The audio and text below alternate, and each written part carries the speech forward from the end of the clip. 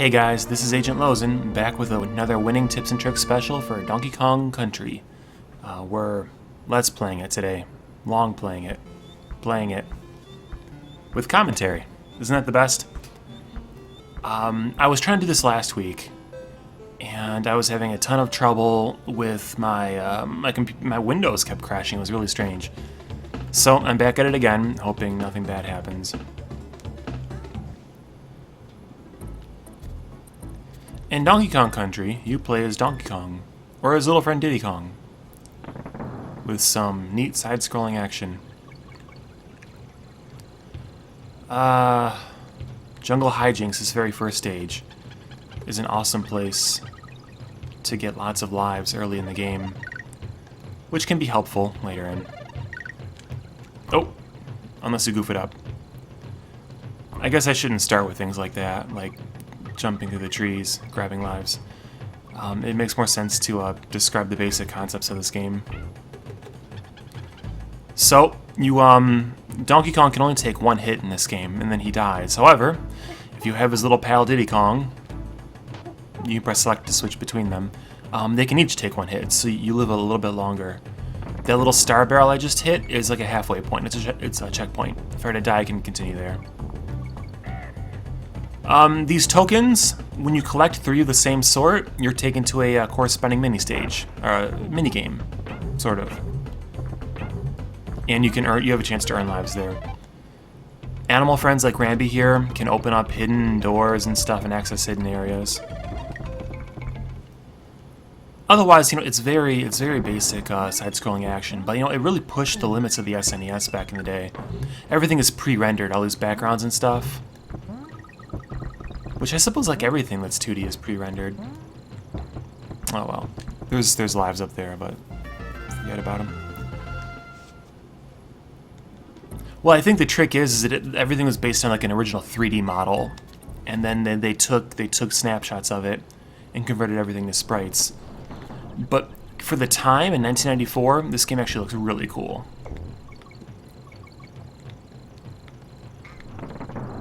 Artistically, it's a very pretty game. I mean, you can say what you want about the gameplay. Some people, I understand, don't really like it. But I love the music. I love the atmosphere to the levels. Otherwise, it's a pretty good side-scrolling game. One thing I don't like is you're judged in terms of completion based on the number of hidden levels you found. And sometimes finding hidden levels means doing stuff like this, seemingly falling to your death, which I don't think is a very intuitive system. And I know in the sequels, like Donkey Kong Country 2, a lot of the barrels, a lot of the hidden levels are in smarter places, more intuitive places, more logical places. So I don't care so much for that, but whatever. Like, you don't have to fight in hidden spaces. Here's another one. Do you see the barrel down there? Like, when you're standing up here, it looks like a pit, right? So you have to kind of know to fall into that pit. Alright, here we go. I showed this hidden stage in my winning tips and tricks video. Here? No. If you let your eyes kind of, lose focus in the middle of the screen, you can sort of tell where it ends at. But I didn't get it that time.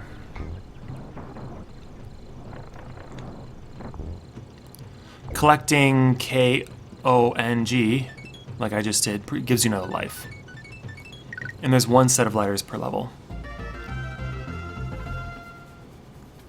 Here's Cranky's cabin. You can go in there and old Cranky Kong will talk to you and give you hints and stuff, but it's not required at all, so we're gonna pass it. I prefer playing as Diddy Kong, because Diddy Kong's a little more agility than Donkey Kong does, and his gameplay just flows a little more smoothly. Donkey Kong has his advantages, but overall I prefer using Diddy.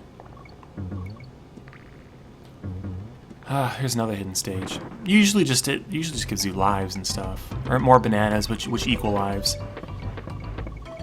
Like, how many variables are there to really manipulate in this game? that you can really, you know, would want to change in a hidden stage. Oh, wasn't expecting that.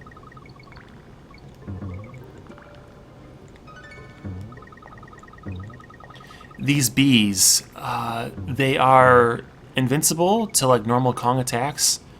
You can hit them with barrels if you're carrying a barrel to kill them. But otherwise, yeah, you can't hurt them with like a normal jump. And they will hurt you instead, so... Here, watch. I think this guy might be invulnerable completely. Oh no, look at that. Killed him.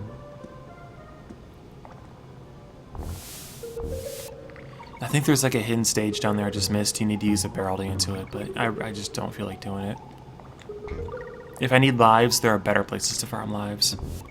Now, if you're going for completion, if you want a file that says it's 100% complete, then yeah, you'll need to find all your hidden stages, and I recommend looking up an FAQ or just falling into every hole. But I really don't plan to do that. I just want to play through the game. These early stages are all real easy. And they sort of introduce you to every different kind of setting. So we had a cave stage back there, there was a jungle stage, now we have a water stage. And I hate water stages. In every game, I don't think there's a single game where I prefer the water stage over the main gameplay. And this is no exception. Although I like the music a lot in the stage. I like the graphics, everything's very blue and watery. Very appropriate. But the gameplay, where is that dude? There's a, here he is. He's invulnerable, yeah, he's invincible, he'll kill you if he touches you. The gameplay, I strongly dislike. Here's another animal friend. Ungard the swordfish. He grants you like additional agility underwater. Additionally, he can spring forward and poke enemies, which is really your only means of attacking enemies underwater. Oh.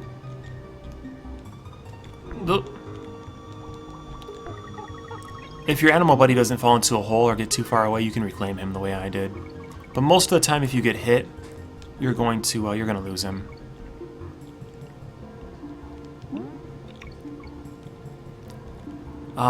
Here's a little hidden area to the right. There's another ostrich token. What's his name? Ostro the ostrich? I forget. He's got a name.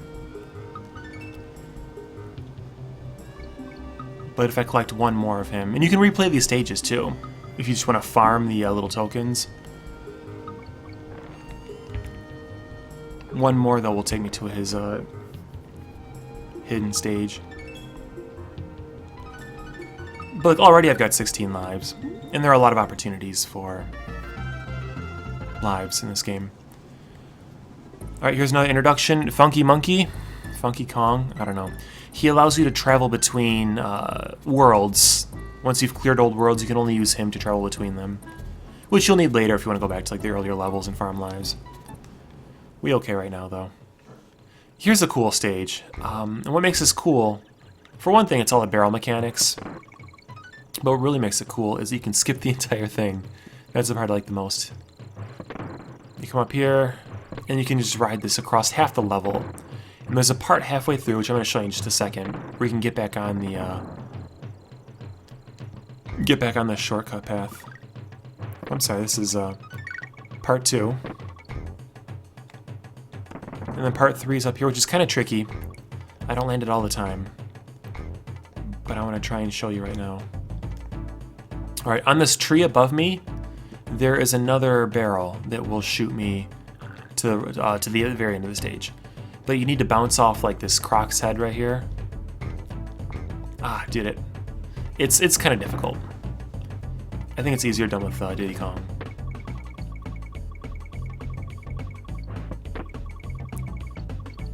Yeah, so the reason I like the stage so much is because you can do this. Alright, and this is, that's basically the first area of the game. Candy Kong here, she will save your game, which is useful. So I'm 9%, I found 9% of the hidden stages so far. Of the hidden mini games, whatever. So the first boss, the bosses in this game, they are a little uninspired. I like this environment with these hordes and hordes of bananas. It's kind of neat to look at. But this dude, he's just gonna run back and forth like this. He bounces more aggressively as you hurt him, but it's not very challenging. Where like in the sequels to this game, the bosses are a lot more creative. I like seeing him get smashed by the banana.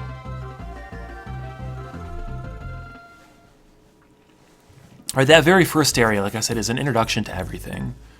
All the basic concepts of the game. And it starts to pick up a little bit in area 2, the monkey mines. I love the atmosphere to this walkway here. Just the use of you know, colors and lighting and things like that. And then the music too. Here's our frog friend, Winky. His jumps can access places that the Kongs normally can't.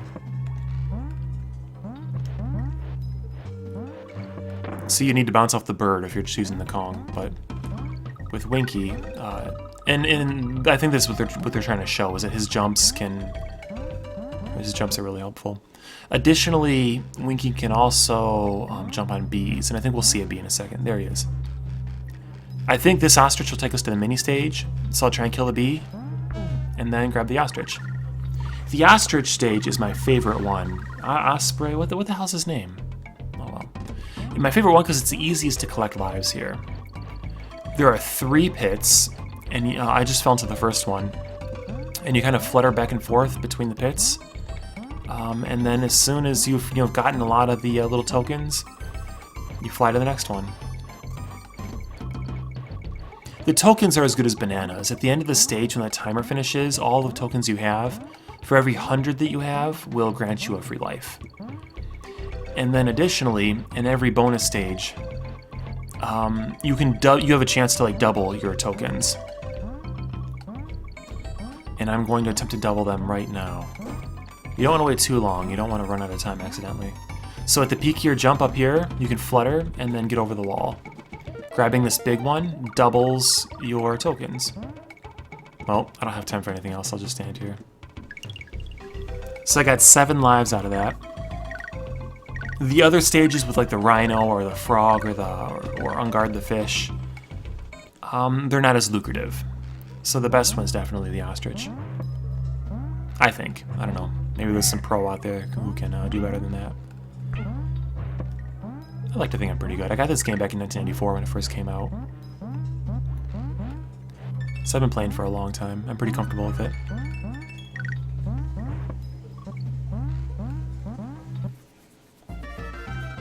Alright, another really neat stage is Minecart Carnage. You ride in a minecart. This is a very memorable stage. It's reasonably easy, but it's a lot of fun. Very different, in a good way. Again, the music is very appropriate. All the sound effects are very appropriate for the stage. Just the presentation-wise, Donkey Kong Country is an amazing game. I like how fast-paced it is. And if you're really good at it, you know the tricks to it, which I really don't. We'll see what I can do. For example, getting that banana is a giant pain in the butt, because you need to be like a quarter second from dying to grab it. And some of the jumps are tricky, but it's rewarding. This is a very well done stage.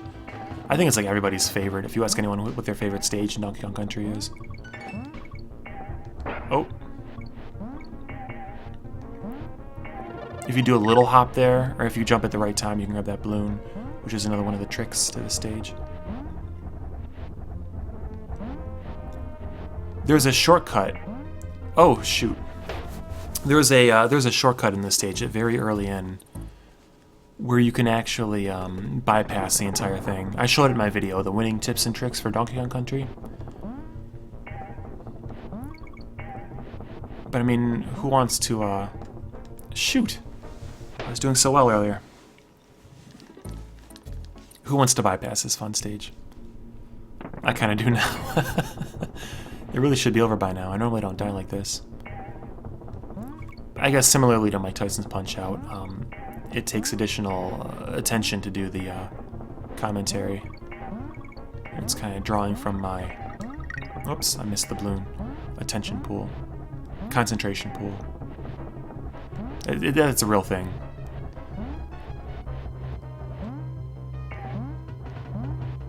I got it. Get the G. Great.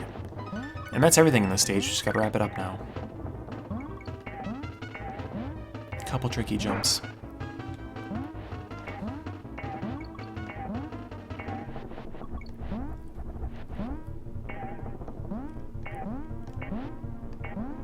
Nearly done.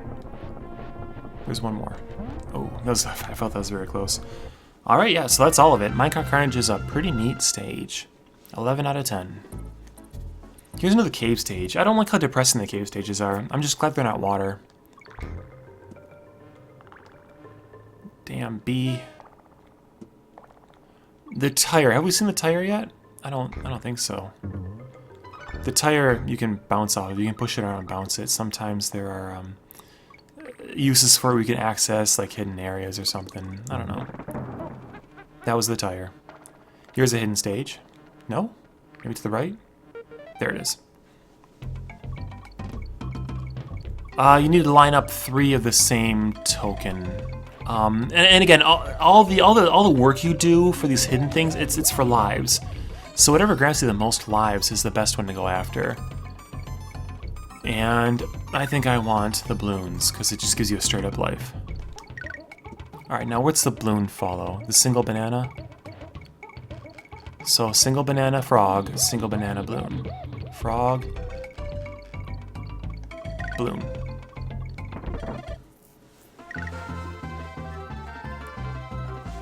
I mean, you could argue that maybe getting the Winky, the frog, maybe 3 of those tokens would grant you more lives in the long run. Oh, you asshole. They shot me right into that, dude. But I'll take the more immediate reward. Alright, this is kind of a tricky part. You need to, like, carefully push this tire onto the platform. And like I said earlier, the tires can, like, boost you to places you wouldn't otherwise reach. And in this case, you get the letter N and an opportunity to recover your friend, had you lost him. Which in my case, I did. There's another Winky through in here.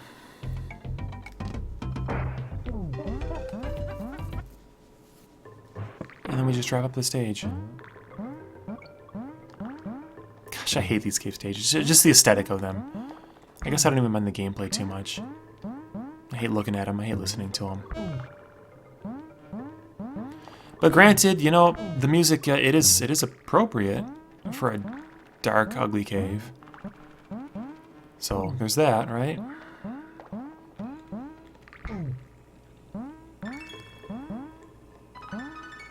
Great.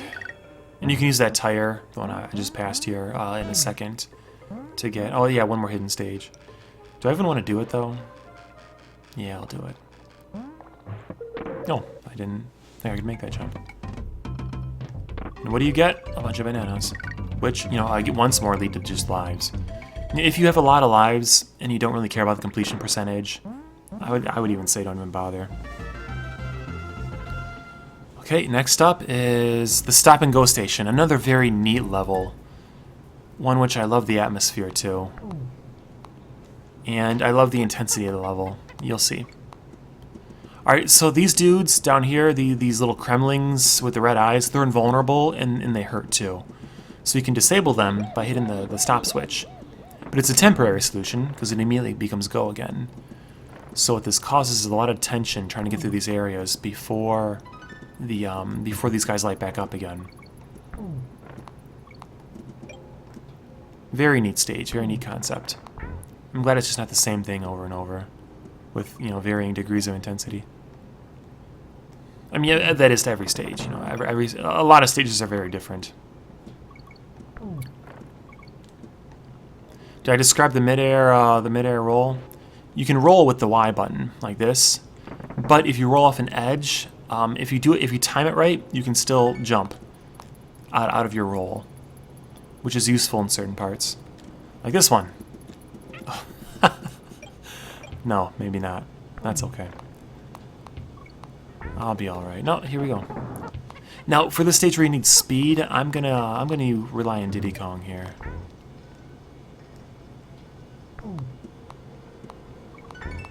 I mean, I always rely on Diddy Kong.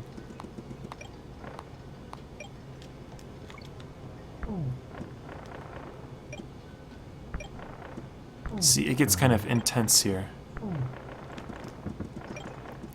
Whew. There's another shortcut to like the very end of the stage. At the very beginning, if you just turn around and go back, they'll spit you out to like 90% of the stage done, or 90% through. But yeah, that's a very neat stage. Here's another save point. You can only save when these candy Kongs are available. By the way, that first save at the very top of the screen is when I was running my winning tips and tricks video. Originally, that's what that is. All right. In this stage, there's an exploit where you can basically max out your lives in a very short time. I'll show you how to do it. I've showed it to you before, but if you don't feel like watching the other video, here's how to do it. You get this guy to follow you. Now again, Diddy Kong can't kill this dude in one hit. Oh dear, I'm doing something wrong. What's the trick? I'll have to come back. There's a trick. You can pin yourself in the corner on this guy, and then every time you bounce off him, it counts as like a separate enemy, and you can very quickly max out your lives. And I thought I was doing it right, and I'm not. So it might take a little experimentation. Oh shoot, that's gonna be cool. Oh, you need the tire for that barrel up there. I've got a lot of lives. I'm not going to sweat it. Not really going for completion here. Donkey Kong's additional weight can kill those larger Kremlings, where Diddy Kong can't. Let's switch back, because don't like Donkey Kong. In the sequels, like Donkey Kong Country 2, you get two characters which are really useful in their own unique ways. But like in this game, the uniqueness about Donkey Kong just isn't worthwhile. This is kind of a tricky jump. Uh-oh. I landed it, but at what cost?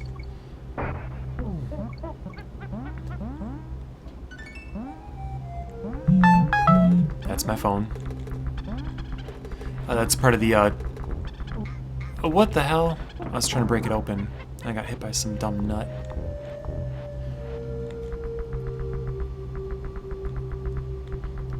Whatever. I don't need Winky. What's he gonna do? Give me a bonus stage? Who cares?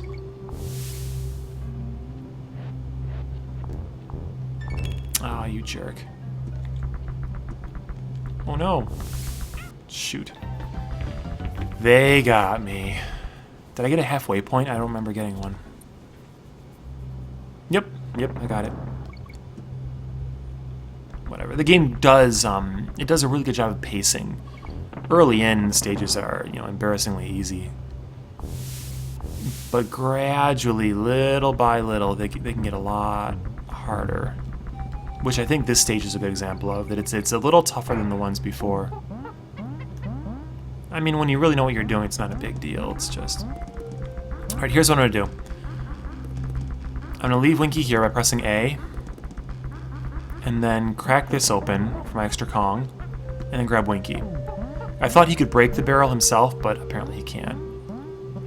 So whatever.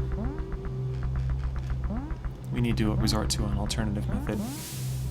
Jeez, that was close. Winky can also oh, I thought he could step on the nuts that that bird threw.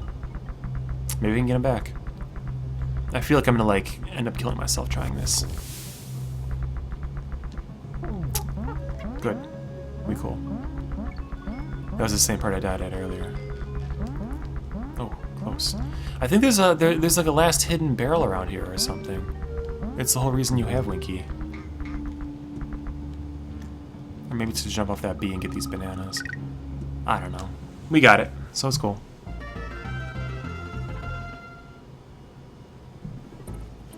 All right, here is the second boss, and again, it's not a very inspired boss.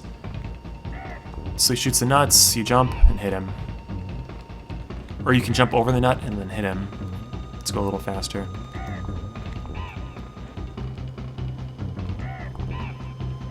not really difficult. And most of the bosses in this game are like this.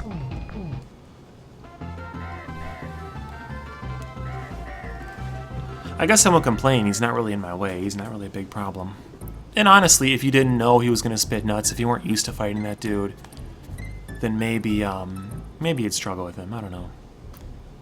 I've been doing this for a long time, this game. Another, in Area 3, the forest? What's it called? I don't know. It's another very appropriate setting, a very good atmosphere. This game is really terrific in doing that. Rare was awesome in the mid-90s. Actually, even before that, you know, I think they really hit their pace. Is that the right term? The right phrase? Rare really found what they're good at.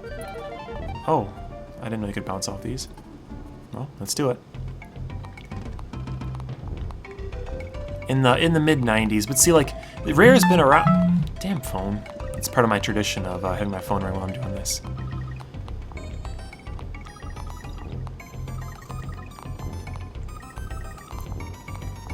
I think it's actually my girlfriend. I don't mind hearing from her, but... Babe, I'm trying to play a video game. Yeah, Rare, though, Rare in the 1980s, they did all kinds of fun games. If you've played Marble Madness on, on NES, or Battletoads they're responsible for.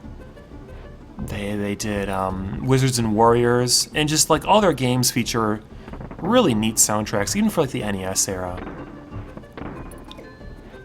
But then with the SNES, they you know, they really did it. They became second-party partners with Nintendo. One of the, I think the very first Western developer. You know, I think Rare is maybe British. I think, maybe United States. I don't know. But they're Western developers though. They're not like Japanese. But Nintendo trusted Rare with their, you know, with this franchise. Donkey Kong being like a, you know, an Eastern, a Japanese franchise. But just in all their games, you can tell. We'll see. It's their music composer, David Wise. He does an amazing job. I've only gotten the O and the G. Oh well. He does an amazing job of really capturing environments. I don't know. I like a lot of his music. And then, you know, he's really top notch in this game. Do I want this thing? I can bounce off this guy. I'll show you how to do it. If you're pro, you do it like this. Oh, I don't feel like doing this. Oh. I get it. I don't get credit for a cog.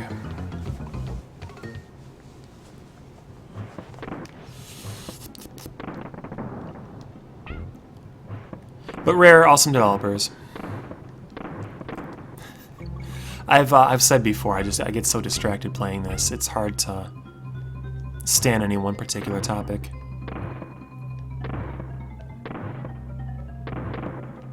I feel like I have ADD or something. Just can't focus.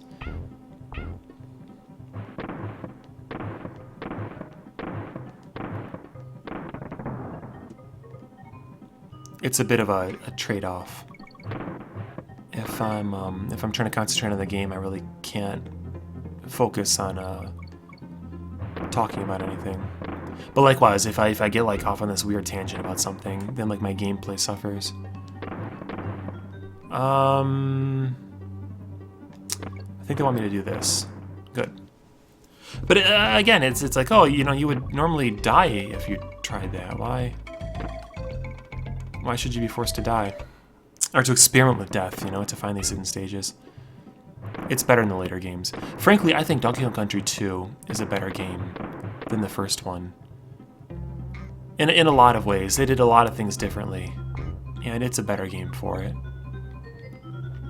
That's not to say 1 is a bad game, though. I mean, I'm playing it now, and I'm enjoying it just fine. But if I could only play 1 for the rest of the time, it'd have to be Donkey Kong Country 2. Espresso the Ostrich, that's his name. I'm like, there's an espresso token. I couldn't remember it earlier. We got it.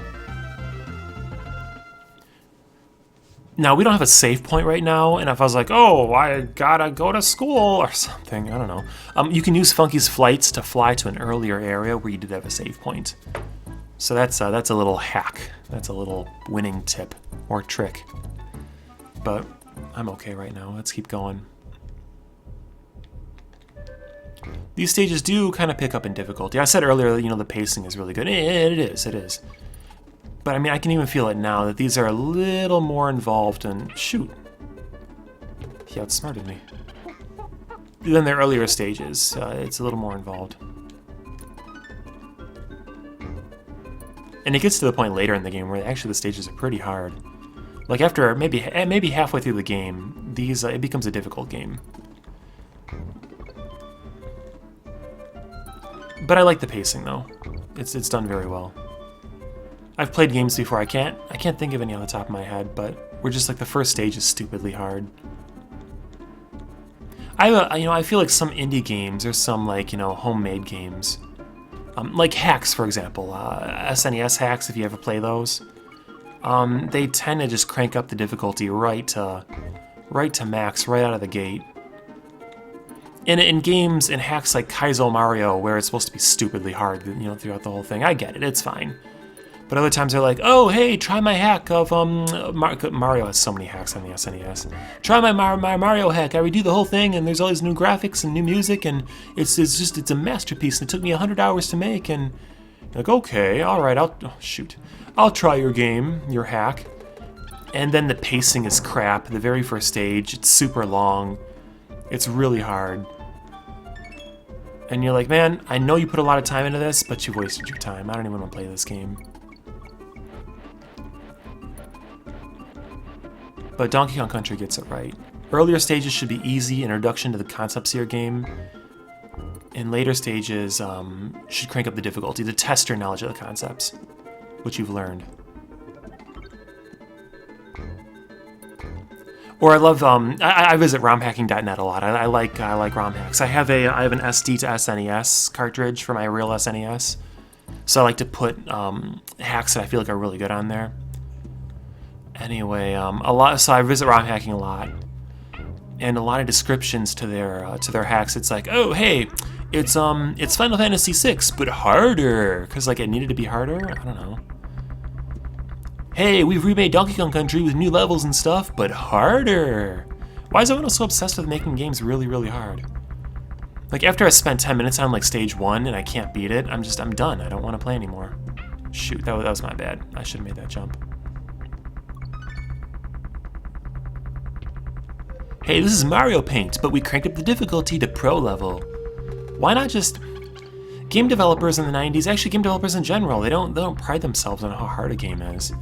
I mean, with some exception, of course. And I know Battletoads, for example, is notorious for being hard. Think I should go down? Let's do it. But honestly, I feel like that was on accident. I feel like Battletoads is a byproduct of like poor QA testing. Like it's buggy and stuff in a lot of places, and just otherwise kind of poorly thought out in some of its level design. But I don't think they set out. Oh, what's he doing? To make this like insanely cult classic, difficult game, the way Battletoads is regarded. Come on, dude. I mean, I like the bananas, but damn. Oh, another bonus stage. All right, this stage, I know where the hidden token is, but pacing myself so that I can get it and then also collect a lot of tokens is difficult for me. All right, so I've cleared the bottom row, and with that, I'm gonna go back now, and I'm gonna try and go for the hidden token.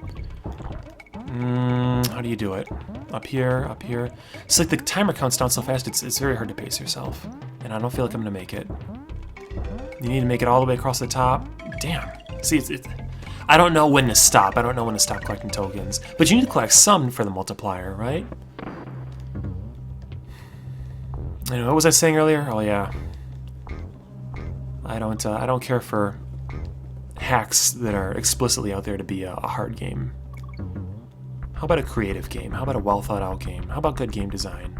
Put that in your hack. I'll play it.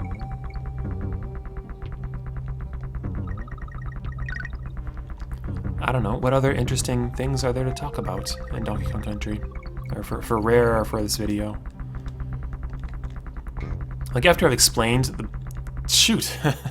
After I've explained the core gameplay and stuff, and commented on how beautiful this game is, what else is there to say?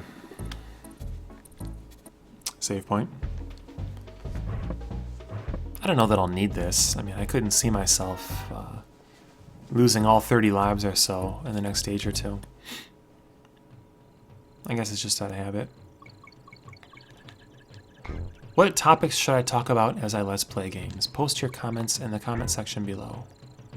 That's what YouTubers would say. And I guess this being on YouTube, I should say things like that, right? Nobody watches these videos, though. This is for me. One day when I'm old and I have Alzheimer's, I'll want to remember how good I was at video games.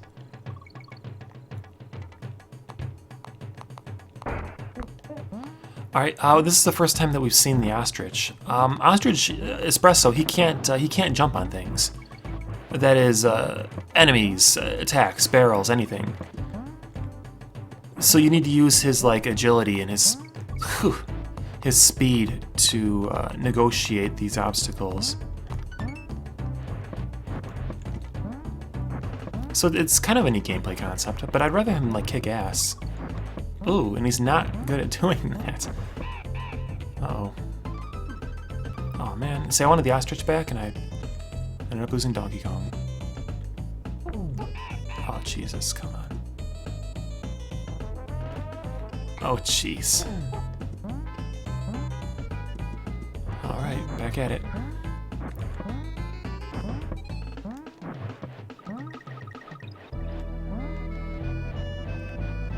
Okay, cool. So that's that stage. Here's a water stage. I was happy when Area 2, the monkey mines, didn't have water. But here we go. Ugh. I wanted the bananas, and all I got was this lousy clam. But, hey, AgentLozen, weren't you saying you don't even care for lives earlier? Yeah. I'm just kind of compulsive, I suppose. Whoa.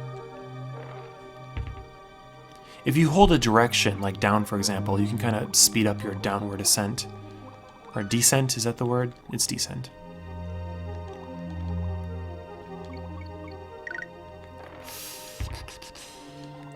See, I have so limited mobility underwater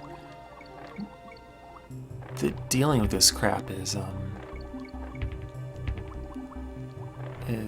difficult. More difficult than it should be.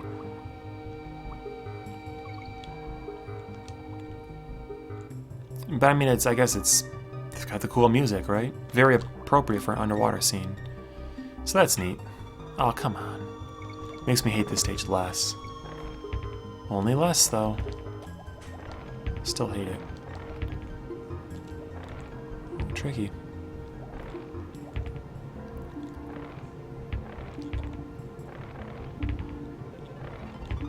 I think Rare only maybe made 5 games on the SNES. They did a bunch. If you look up like on Wikipedia or something what they did for the NES, they made a lot of stuff you may not even realize.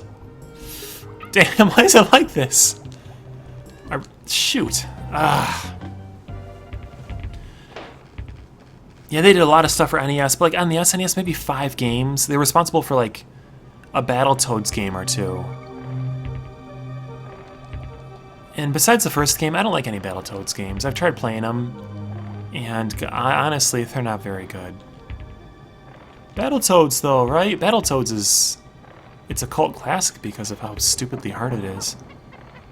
But not because of, its gameplay. Damn it. These sharks seem to be where I want to be. On the SNES, however... Oh, I missed the K. On the SNES, yeah, they only made a couple games. Donkey Kong Country 1, 2, and 3 are their best examples of their games. I mean, if you had to list 3, it's those 3. Damn. But they worked on, like I said, they made a Battletoads game or two, and they also worked on for Nintendo Ken Griffey Jr. Baseball something. It's a nice looking baseball game. Apparently Nintendo has like a large stake in like the in some baseball team with Ken Griffey Jr. I don't follow sports. With Ken Griffey Jr. there's a baseball team. The Mariners, maybe? Is that a team? Did I get it right? So anyways, yeah, they have a large stake in that team, and so when it's time to make baseball games, they make these Ken Griffey Jr. games. Of course, it's done by the second party. Their trusted Western second party Rare. This guy's a little more challenging than the earlier bosses. Easier with Diddy Kong though, because of his agility. Done.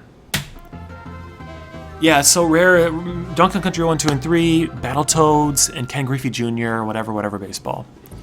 Those are their games for the SNES. I think that's it.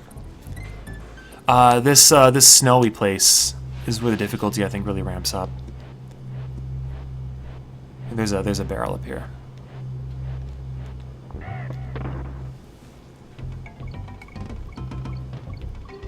Oh, it's one of these. Just kind of like lose focus in the middle of the screen.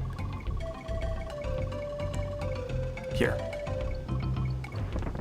If you try and follow it with your eyes, you'll never do it. But the N64 is when Rare, I think, was at their very best. I don't know, debatably. They made a lot of games for N64. They were one of the few partners Nintendo had left. Poor N64. For the time, it had great graphical prowess, just really awesome, compared to like the PlayStation or Saturn. Amazing graphical capability, but those cartridges were just too limiting in capacity. I mean, despite that, they made some really awesome games, but... yeah, Rare, everyone else left them, all the Japanese countries, all the Japanese developers that were so influential during the SNES era. Square, for example, with their great RPGs.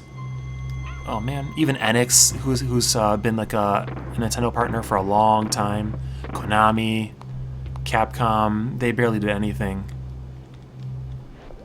Oh, no, oh well. Yeah, they all left Nintendo, but damn, the stage's difficulty picks up. I'm sorry, what was I saying? ADD, right? No, I don't have ADD, it's just concentration problems with this game. Rare stuck with them, and Rare made some really awesome games as Nintendo's second party. Everyone, remembers GoldenEye, which was really a great evolution to the FPS genre. I mean, Doom is a really fun game, but everything wanted to be Doom until GoldenEye, and then GoldenEye, I think, really showed what an FPS could be.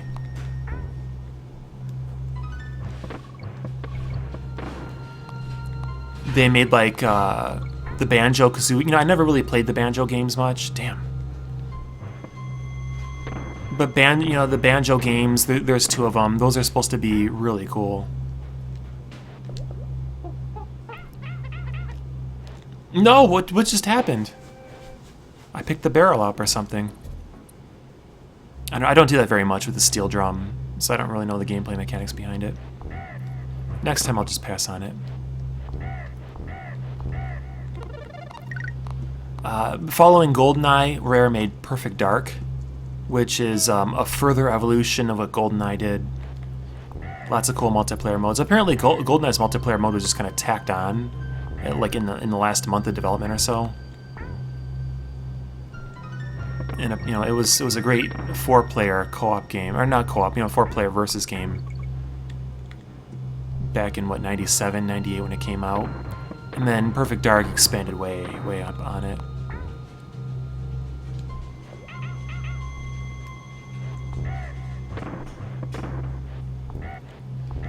There is a game that competed with Mario Kart 64, which I never cared that much for, but it's called Diddy Kong Racing.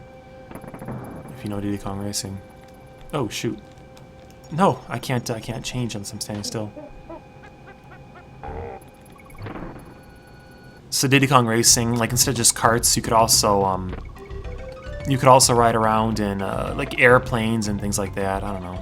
It's cool, but that's by Rare. They did Donkey Kong 64, which I hear is like a cool Mario 64-esque kind of game. I never played that one. It requires the expansion pack, the 8 megabytes, the additional 8 megabytes of RAM. And I had a chance to play it back in the day, and I didn't have the expansion pack at the time. I don't care for that thing that much. So I never played Donkey Kong 64, but I've heard awesome things about it. They made the Conker Bad Fur Day game, where Conker is this really like vile, very mature character, which was a different. It was a change of pace for, damn it, for Rare. Damn. Maybe I should stay quiet for that part. That's actually that's a difficult part. Jumping between those barrels. But anyway, come the turn of the millennium, just after 2000, I don't know what happened between Rare and Nintendo. I mean, they had such great games. Across the board, I want to say on the N64, but that's not even fair.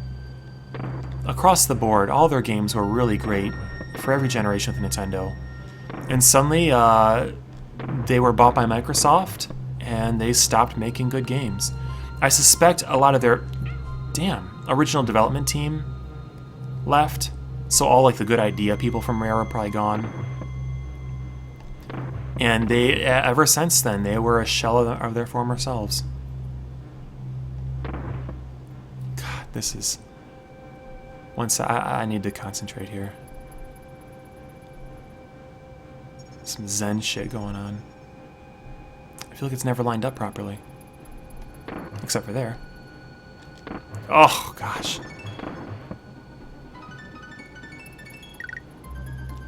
This is fun and frustrating.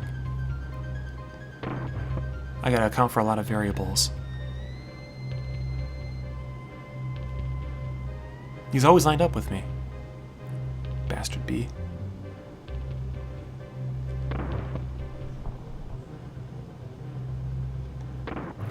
Damn. I hate this part. I think there's a shortcut through here. I don't know where it is, though. He's so fast. Okay, come on. I can do it. God. No, don't fall, please.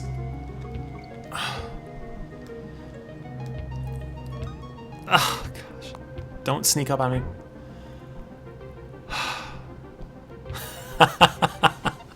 There's a faster way through that. There's a shortcut somewhere. I don't know where it's at. But that is one of the harder parts in the whole game, honestly. I mean, you can tell they're cranking the difficulty up. Where's the enemy? Here he is. You can bounce off this dude.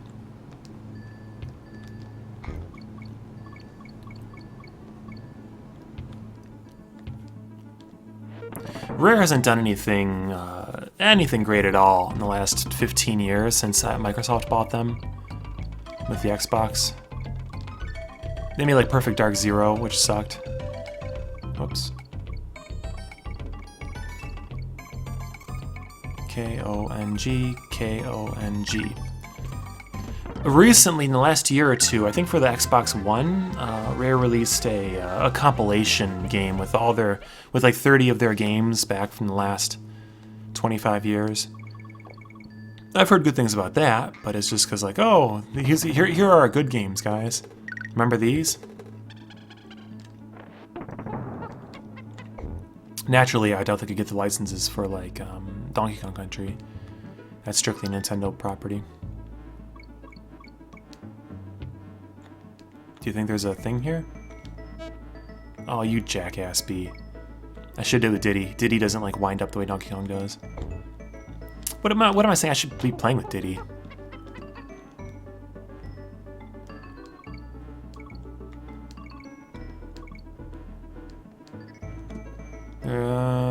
Should I go up?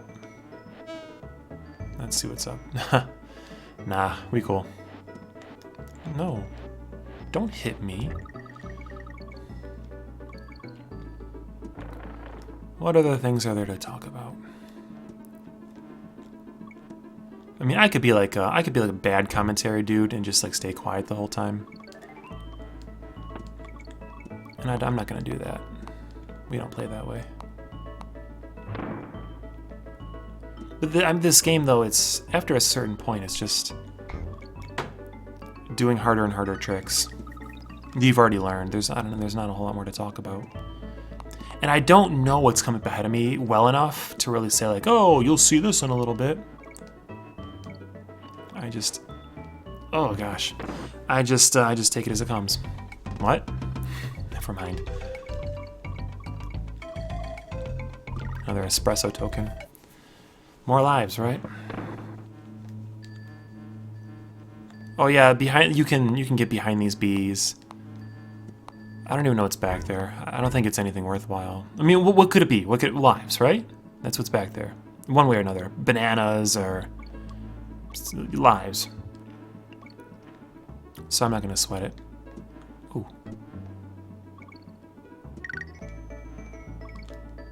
This reminds me a little bit of Donkey Kong Jr., where you have to like climb the poles.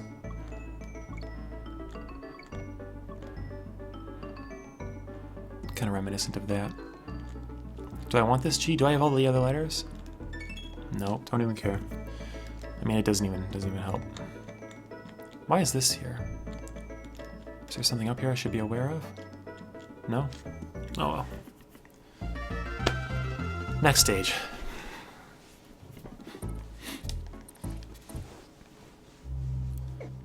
Oh, it's another. So, you know, generally, I feel like this is what. Oh dear, I thought I was dead. One of the harder areas in the whole game.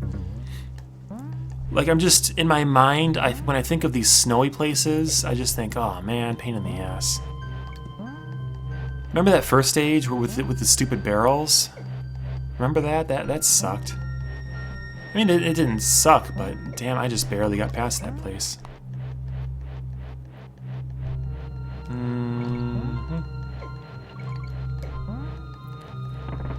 This stage ain't too bad. I mean, espresso, if you know that there's that hidden espresso area at the beginning.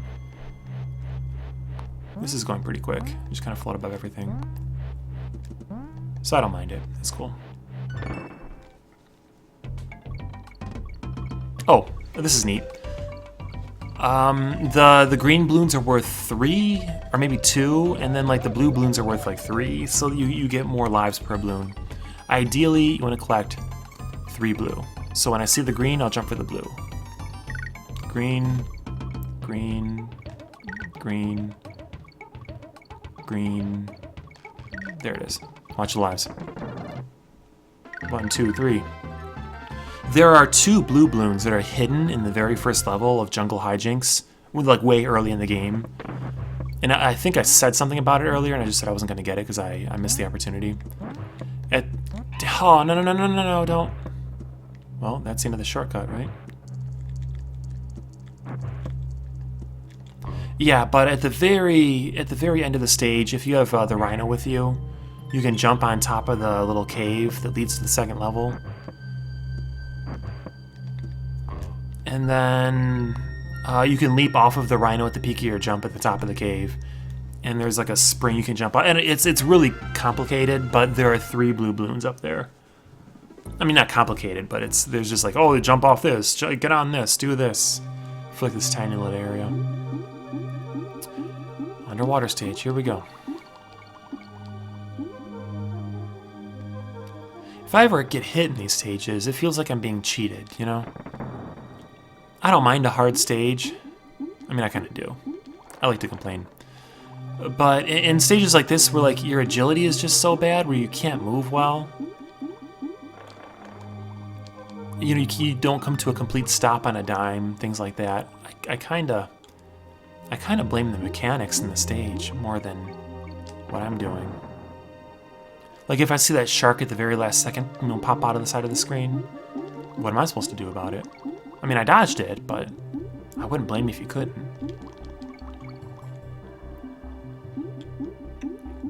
I think that's what I hate about these water stages. Makes you wonder what's in the middle there. Lives, right? That's what... It looks like I'm going... I don't know, I probably could have gone through the wall there. No! No! You know what? Now that I've done that... Can you go through the wall? How are you supposed to do that? Up here? How do you get there? I demand to know. I mean, I see it. It's right... It's right here. Can I fall down here? Can I go against the wall here? There are places where you can, like, go through walls. You know, in the game, just in general. Maybe I have an opportunity later? Like, I know I'm not gonna find anything really cool down there. Lives. But, just the thought of, like, there being, like... I don't know, like a Gatling gun or something? Like, some really cool power-up, or... Like a Starman that'll make Donkey Kong powerful and invulnerable for 30 seconds. Just any of that stuff. That'd be really cool, wouldn't it? Some surprise, something you didn't expect. Or like, hey, here's a shortcut barrel to the very end of the stage. That'd be valuable. I would like that. I mean, no, you're not gonna find that in there. You're gonna find lives. Some form of it, some bananas, or a bonus barrel with lives. And if you're going for completion, then yeah, you gotta find it, because I'm sure you need that bonus barrel to get 100%. Just, I don't know, I wish there was something more worthwhile. You know, okay, in Donkey Kong Country 2, a lot of their bonus barrels, a lot of the hidden areas in the game, lead to coins, like various currencies for the game. And so, like, there are some areas you can enter, like, you know, from the overworld. Let's go this way. And they'll be like, oh, hey, if you have enough coins, you can do this, or something. So then, like, you know, if you find, like, a little hidden side cove in Donkey Kong Country 2, then you're like, oh, I hope there are coins in there. I hope there's something worthwhile collecting. But in this game, lives. Some form of lives.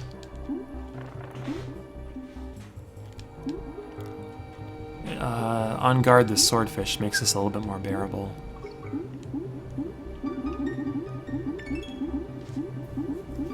Oh well, we did it.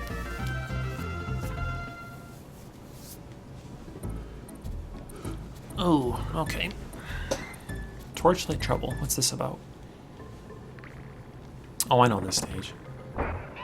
This is kind of a cool concept. Look at how the light that the bird is carrying flashes in your eyes when you turn. Isn't that neat? Just those little details that really make this game. You know, I don't want that K. Not badly enough to risk dying over. Ah, it's lagging.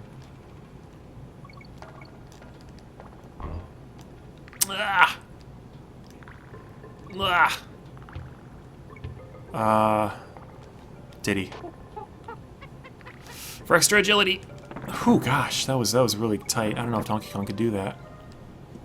But you know, there was also a DK barrel right there, so I suspect they anticipate that you're going to be hit there. I never did it. Remember these? I was like, oh, there's an exploit, you can get all the lives you want earlier in the game. I just sort of... Oh, shoot. I just sort of didn't do that, did I? I mean, I don't need all the lives I want. Oh, come on. I stood on him. I was on top of him. But I wanted to show it to you guys, you know, if you didn't want to watch my original winning tips and tricks video.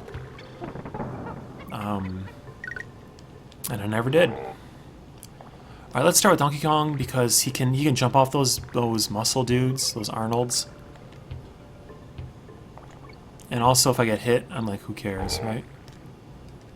Because it's just Donkey Kong. Ah! I didn't get the K, so I don't need the N.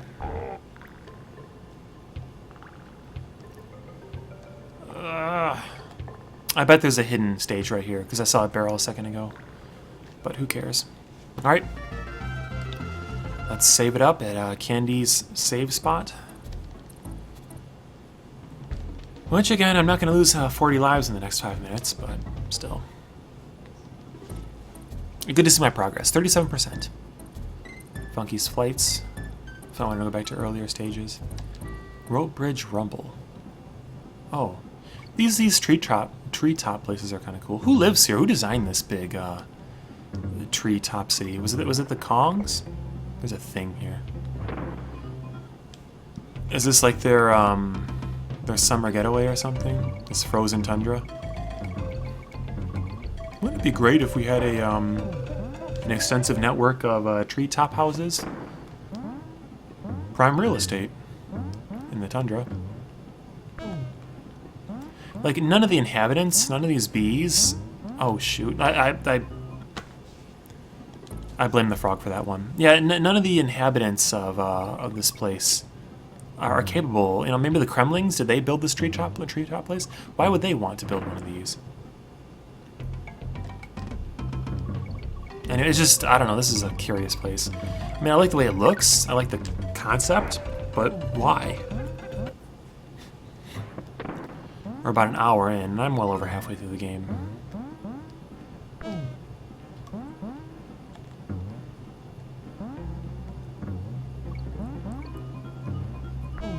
But the game does get harder. I mean, I've been saying it this whole time, it gets harder as you progress. No! The frog bounces weird. When he does like his little jumpy bounce, it conflicts with like an actual like attempted jump. You know what I'm gonna do? I'm not gonna get the frog. Let's try that. Like the frog, it makes it convenient in some ways with the bees, but when he's like doing a little jumpy bounce, it screws up my my efforts to actually try and bounce off the tires.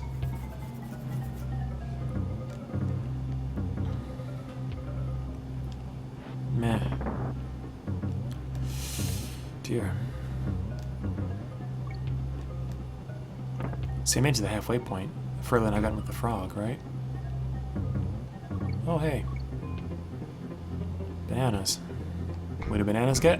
Lives. So effectively, there were lives up there. I don't need the end. I haven't been collecting the letters. Or have I? I don't remember. I don't need the lives, so we're cool.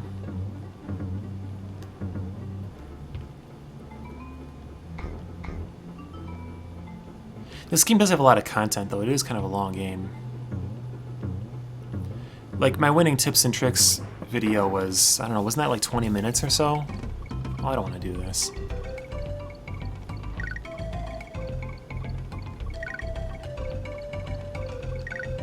Will I get a bonus stage? Yeah. But I mean, that video, my winning tips and tricks was only 20 minutes long. And we've been going and going and going and going. It just shows that, like, even though I try to cover a lot of content, there's just so much to this game.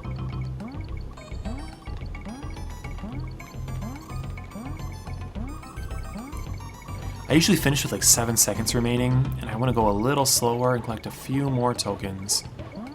Maybe push like an 8th life. For the sake of personal completion, I don't care about the lives.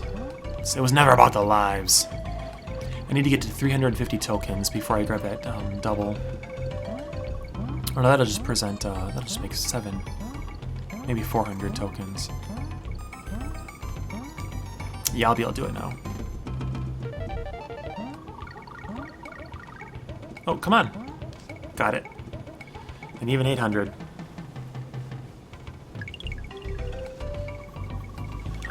Oh, I'm tired.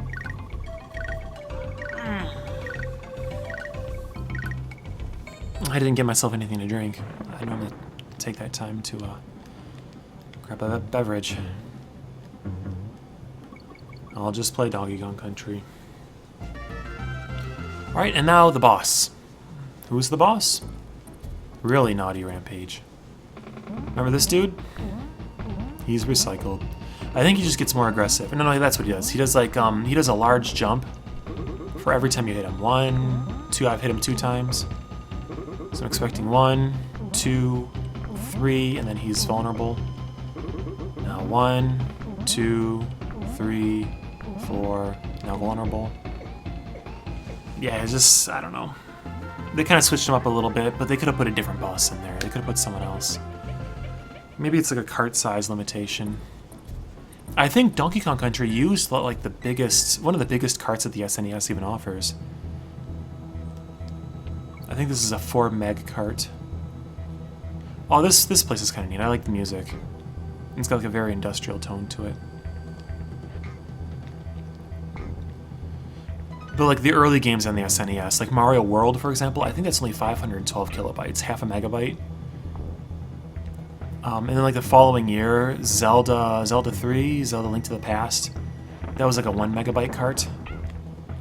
So it had doubled in a year. I think like Mario Kart is another 1 megabyte cart. And then what was 2 megs? What came out in 90, 93, 92, 93? No, Mario Kart might have been 2 megs. Mario All-Star was probably 2 megs. Mario Paint was probably 2 megs. Star Fox was maybe 3 megs. Just gradually, as the ROM became cheaper, the games expanded in size. But even still, it was so expensive at the time. Like the entire cost of the game, the actual cart you bought, was all due to the ROM. The place where you store your game, that, you know, the read-only memory. Like the more ROM you had, the more ambitious of a game you could make. But in doing so, by like adding more ROM to your cartridge, it made it a lot more expensive. Mortal Kombat 2 was a 3 meg game. Oh, you jerk. No, come on, that's horse shit. That's horse poop. The Midway games from '94, like NBA Jam Tournament Edition and Mortal Kombat 2 were both 3 megs. Super Street Fighter 2 from what, 90? I'm disappointed with myself. From 95 was 4 megs. Final Fantasy VI was 3 megs. I mean, if you've played, that's honestly one of the best RPGs of all time. It's a cliche thing to say, but it's honestly true. Amazing JRPG. And they fit that whole game into 3 megs, which is really an accomplishment. Very impressive. So you get an idea of what 3 megs can do. It can get you a lot of content. But Donkey Kong, which came out the same year as Final Fantasy VI, is 4 megs to store all this like pre-rendered data. Why was I talking about cart size? Oh, maybe it was to mention that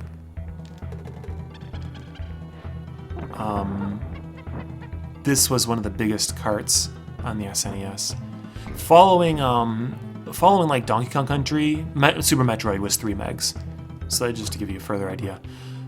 Following Donkey Kong Country though, not many games used more than 4 megabytes. As a matter of fact, there are only 2 that I know of. Maybe, no, you can make some exceptions. I'll tell you about that. Damn it, how are you supposed to do this? Oh, shoot. Following Donkey Kong Country, there a lot of games used 4 meg carts, but they never really surpassed it, except for like Star Ocean, which is Japanese only, and Tales of Fantasia. That's the only one. And those were 2 6 meg games. That's the most ROM that they've ever used in the SNES games. Now, the exceptions I was talking about were Street Fighter 2 Alpha. Street Fighter Alpha 2, that's what it's called, I'm sorry. Damn it, I feel like this shouldn't be happening. I shouldn't be making this mistake. Street Fighter Alpha 2 used it only had 4 megabytes on it, as far as ROM goes, so it counts as another 4 meg game. But what makes it special is that it had a coprocessor, a chip on the game itself, which it compressed a lot of the game data.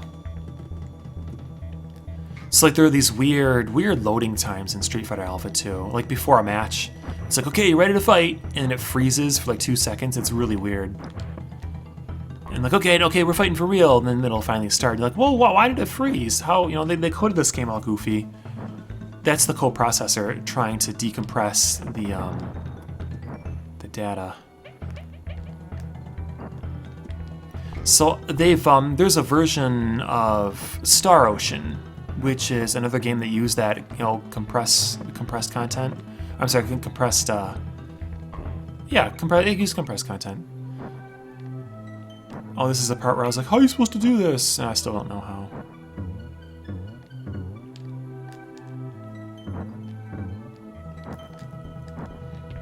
In Star Ocean, there's a version of the... I'm just getting distracted again. There's a version of Star Ocean, a hacked version, where they've taken out the compression, and then they say, hey, let's get rid of the coprocessor because it's not supported by like the SD to SNES flash cards, and they don't like the coprocessor for compression.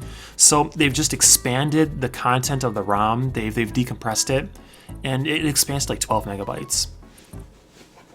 So you get an idea of what that coprocessor can do. It can virtually double the size of your game if it's used right.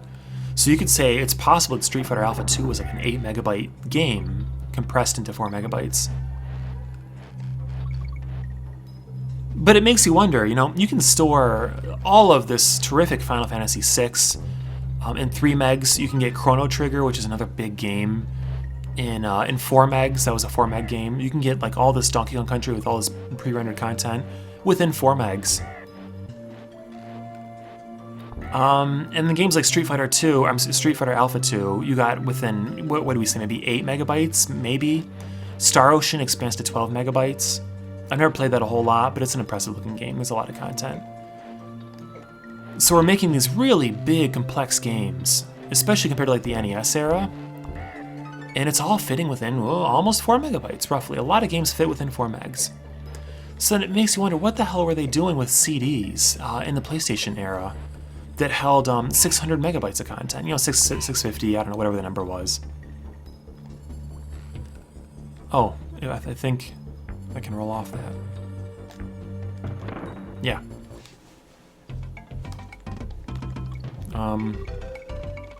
Oh, I had no idea that was going to happen. Oh well, I found it. Completion.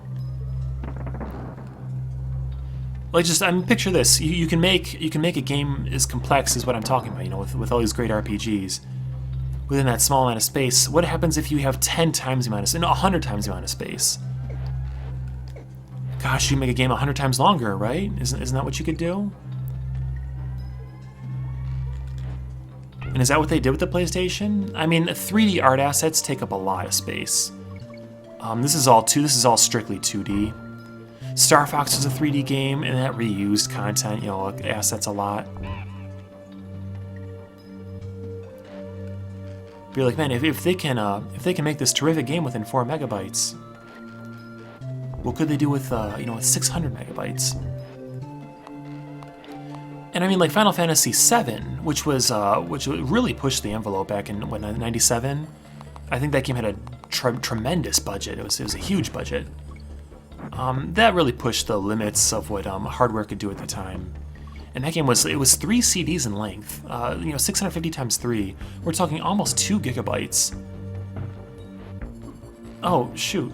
But it makes you wonder though, like, you know, we're already making these tremendous games. Why is that taking up so much space? Is it really all the 3D art assets? Do you really have that much unique stuff that it's gonna take up all this crazy space? Like, personally, I feel like with the SNES, you could make virtually any game within 20 megs. Let's say 20 megs. Because we already have these expansive, these huge RPGs. We already have these huge... Donkey Kong is a long game and it has a lot of pre-rendered assets. What couldn't you do with 20 megabytes? If you just tripled or quadrupled, damn it. The space. The stages are getting harder. I've talked about it. I don't know. It's always just sort of baffled me that, hey, we're PlayStation. We have all these CDs, you know, and I don't want to do this. I don't care. And you're like, oh, the Ultimate Games are gonna appear on the PlayStation. It's 100 times the amount of space as the SNES, and I don't know, were they really the best? The PlayStation era did have a lot of good games. I'm not knocking the PlayStation.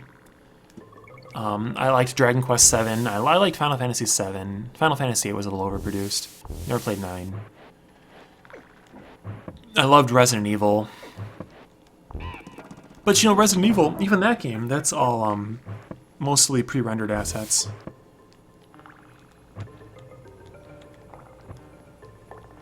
But were games really like... Oh, shit, that's unfair. That's crap. How am I supposed to know that snake's going to be there? Damn it. You know, were these games really 100 times bigger, though? Were they really 100 times more complex? Sometimes more than that. You know, I don't want this. The dumb Kong game. I've got enough lives. Damn it. Ah, this is so frustrating. Why would you put that enemy right there when you jump down so you can fire a shot right at you? How about, like, when he spawns and then he waits, like, 3 seconds before he fires his first shot? So you drop down, and see, the snakes just did the same thing. You drop down, it's like, oh, a bird, and then you jump, and he just fires a shot. It should be like that. It shouldn't be like, oh no, and then you're just hit. You're just dead, with no warning. See, they call that difficulty, but really it's horse crap. It's unfair. How about they put like a spiked trap in the ground, where you can fall through what looks like solid ground, and you just fall into spikes and die. They did it again! They did it again. I've gotten here before, though. I complained about that earlier. It's just, you fall from these great heights, and you fall right in front of an enemy, with no warning.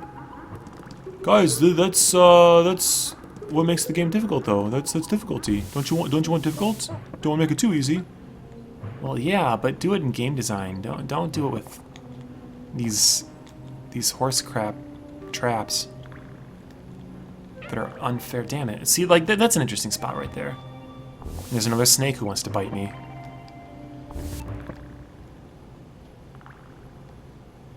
No, no, get out. No!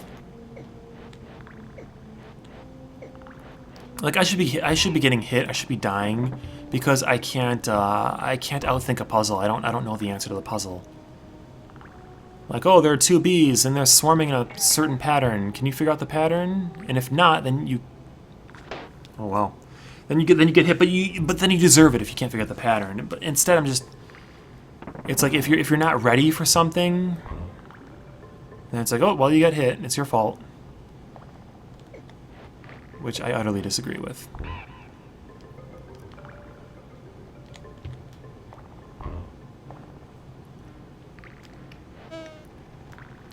Did you like how that explanation about various sizes of carts was relevant to Donkey Kong Country? That's just the kind of things I think about all day long.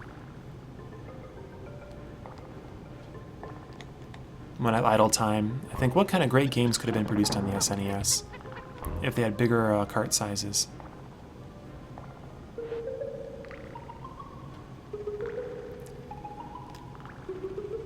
If it was reasonable to have 10 or 20 megs, damn it, on a cart, what could we have had? Those are the, damn you, the stinging questions that we want to know the answers to. Oh, here we go. I know what this is going to be.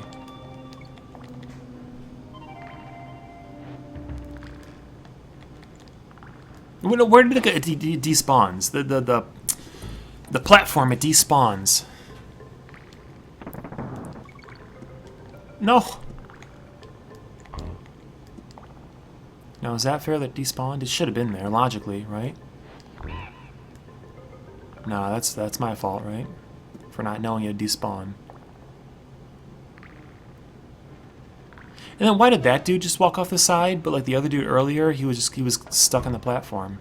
Like these dudes, they patrol, they go back and forth on the platform. They don't walk off the side. What's the deal with that? That's part of the difficulty of these later stages, is not only is it like enemy placement and stuff, but it's just like, I don't know, inconsistencies or gotcha moments, like, bet you didn't think that mob was going to be there that second. Oh, wow. I'm just mad because I'm dying. It's taking longer than I want it to.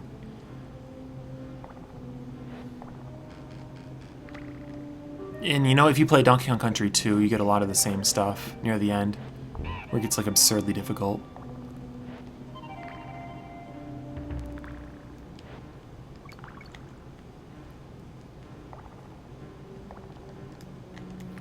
No, just 30, what, 40 seconds, maybe a minute ago, I just did the exact same thing. I didn't want to jump on the bee, so I leapt onto the cart, which should have been there, and it wasn't, and I was mad. Remember that?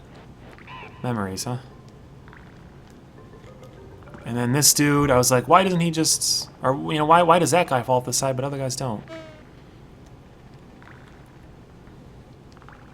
I mean, it makes sense for them to patrol there, right?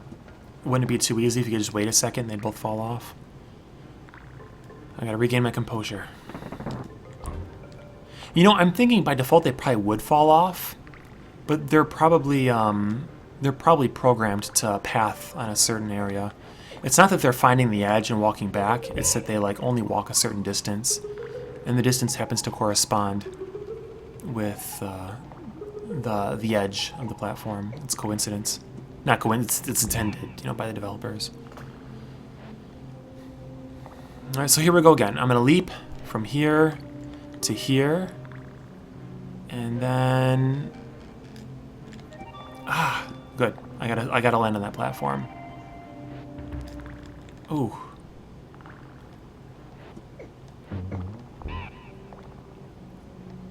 I've got a weird feeling there could be something down here. This is just too easy with all these little carts. I mean, how could you die here? So maybe you're supposed to go down there. Anyway, I'm not going to find out. I don't even care about the completion. And those are the kinds of things you ask yourself when you're playing Donkey Kong Country. Is that lethal looking hole? Is that lethal or is that not lethal? But you shouldn't have to ask yourself. You shouldn't be like, oh, should I fall into that killer hole? Oh, poison pond. Christ. More water. It looks like there could be something up here. Oh, okay. I'd prefer a unguard the swordfish, but K is fine. And I've beaten this game so many times before. I know I'm gonna clear it. I know I'm gonna do it. It's just how annoyed am I gonna be by the end of it? Oh, bananas! Shit! And then this happens. What a dirty trick. You know that thing wasn't coincidence where it spawned. That shark just then. It was intentionally put there. Like, that's my reward for exploring that funny little off path. Oh, a shark's gonna nip you at the very end. Hope you don't want both of your Kongs. Well, I do. Gosh. You know, on the topic of Donkey Kong Country... no! Don't do that! Stop! Was that coincidence that those guys are, like, angled like that? I doubt it. Has anyone played the most recent Donkey Kong Country games for, like, the Wii? Tropical Freeze and the Wii U, and then DKC Returns? Game trailers. Remember game trailers? They fell apart a few months ago. A lot of the members of game trailers, they loved Tropical Freeze. Well, I was kind of skeptical about DKC Returns and I hate these water stages. I was kind of skeptical, but I played it. I couldn't stop playing it. Like, I didn't show up to work for like 2 weeks while I was 100% completing it, just like over and over, because it's just so great. I just love the game so much. The first stage is the best stage I've ever played, but then I played the second stage, and that was the best stage. It surpassed the first stage, and then just like every successive stage I beat, or like that I played, was the best stage, the best game experience I've ever had. DKC Tropical Freeze is just the best game I've ever played. I don't want to talk about it anymore. I just want to go home and play it again. I'm just so obsessed with it. I love Tropical Freeze. You know what? I hated Tropical Freeze. God damn it! I hated every effing second of Tropical Freeze. Every inch of the game, every inch of progression I made in the game, I hated. I hated it so passionately. Partially because it wasn't Donkey Kong Country. They changed the mechanics a lot. Like you have this like life bar. I played it with my girlfriend, and multiplayer mode kills you over and over and over. It drains your lives so fast. In the earlier parts of the game, you can get a lot of lives, but God, hold on to them, because in multiplayer mode, you just die over. It's just so stupid. If one player dies, then both players die, or I don't know, it's something like that. It's something retarded game design-wise. But then to hear, like, I like the game trailer's personalities. Damn it! They knew I was gonna be there. It's my fault. I got a DK barrel, so it's not a big deal. But yeah, I love the game trailer's personalities. I like Kyle Bossman and Brandon Jones, is that his name? And these things just pop out of the screen. I hope you're not standing there when they pop out, because you're gonna get hit. Hope that's fair. Hope that's okay. Yeah, I like the guys, but when they're gushing just repeatedly about Tropical Freeze, for so many reasons, I hated that game. I mean, I'm getting frustrated with Donkey Kong Country here, but just the environments I really like. I really do enjoy them. Which, over here maybe? Ooh. I like the music. The music in this game has a certain sense of subtlety. Like, they never go full blast. Does that make sense when I say that? Like, in no stage, they throw every instrument on the SNES synthesizer at you. In no stages, would you have... That's another part where... Surprise! Yeah, does it ever feel, in any stages, does it ever feel like hardcore? Does the word hardcore ever apply? Or does the word extreme ever apply? Or, does the word overcomposed ever apply? And I would say no, like this stage. Think about this stage's music. Damn it. I was supposed to go left anyway. I hope I hit a checkpoint. Oh, I did. I was gonna complain, but I did, so it's cool. Yeah, think about this stage's music. This is really some of the best music on the SNES. Even if you don't particularly like the track, like if you couldn't listen to it, like if it's not your #1 choice to listen to, you know, just for fun. Still, for water, it's just so appropriate, and it's just so well done. But think about it, it's because of the subtleties of this music, and I wish I could stay on point with my thoughts, but it's the concentration that's a problem. The notes are very gentle, and they're kind of subtle. It's a very gradual build-up of the song. You start with a few instruments, and then it gradually works its way up to more instruments. But it's never extreme. There's never like tons of energy in the music. Damn it.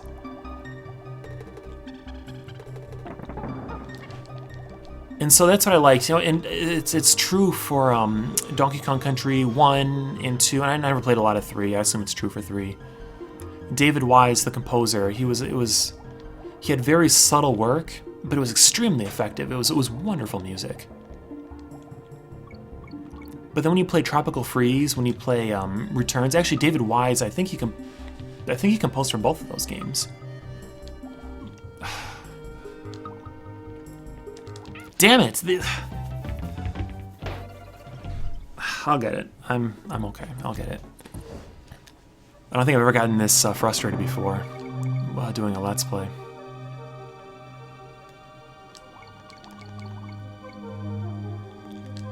Oh, what's this? Have I done this? That's horseshit. They pop out right when you reach it. Boom! They pop out and hit you. It's unfair. It's extremely unfair. And water levels suck because you don't have a ton of control over your character.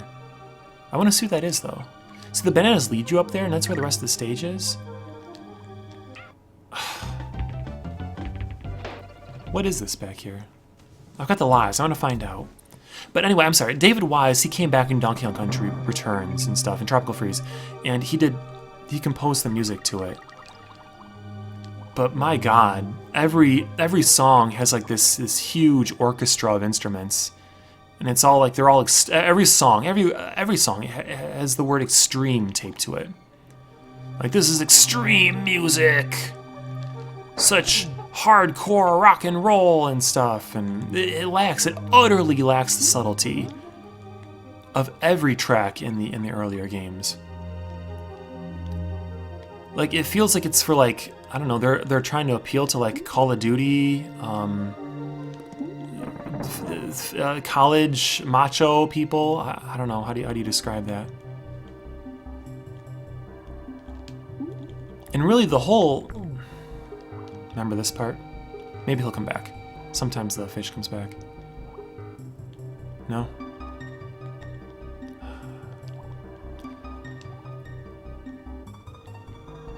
But it was a subtlety of this music that really made it good.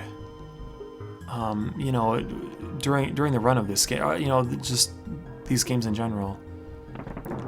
And when you tape the word extreme to it, when it becomes like this mess of like instruments and notes and stuff, all in the name of extreme, it becomes such crap. I don't want to listen to that.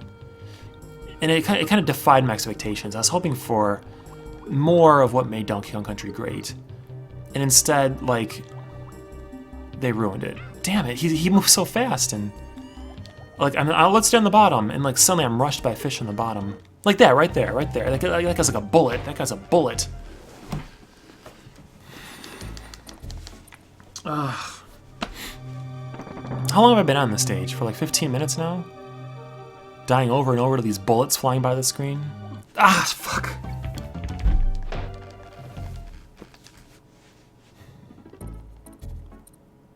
I hate this game. No, I don't hate it. I don't hate it.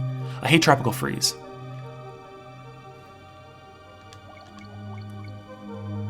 Okay, how did this go? There's a wheel here. Get over that. There's another wheel. Get over that. Get the fish. There's a wheel up here. Duh. No, it's okay, because he's gonna bounce off the wall. It's cool.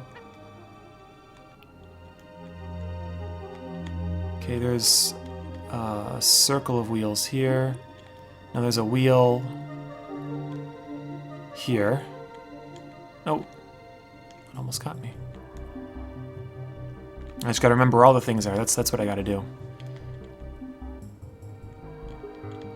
Another circle here. We go down. There's a fish there. Another quick wheel here. Go to the left. Ooh. Damn you. It's okay. Then this wheel, wait for him to come down. Now go up and to the left. Here. Now go up and to the right. And then here's where the bullet fish are. And I'm just gonna go straight and plow through them. Screw all of you guys. Oh man, they still hit me. Finish the stage, just finish the stage. No, no, no, no, no. Oh great, cool. He came back. I told you sometimes he comes back. Oh dear God, this is retardedly difficult. And I apologize if you're retarded. I don't mean you. Minecart madness, oh God. Something tells me this isn't going to be as fun as Minecart Carnage.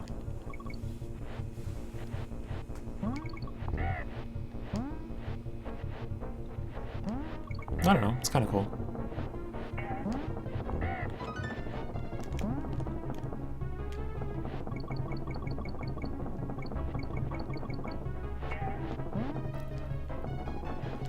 I want to complain more about Tropical Freeze, but it's just I can't concentrate on anything in these stages. Well, this stage, I don't know, it's not bad so far, right? Oh shit, except for right there. Spoke too soon. No, I shouldn't have jumped. I shouldn't have jumped. I felt like I was supposed to fall into the pit here, and no, that wasn't the case.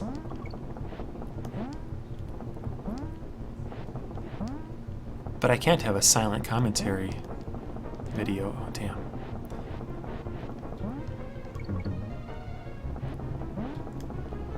And I want to beat this. Like Mike Tyson's Punch-Out, I just kind of gave up near the end after Soda Popinski. But that game, that requires tons and tons and tons of concentration. Additionally, I've never beaten Mike Tyson anyway. And like Super Macho Man, near the end of the game, he beats me maybe 3 out of 4 times. So I wasn't expecting to beat that game, but this game I'm very familiar with, and I expect to beat this game. So that's why we're going to stick with it. We're going to keep going.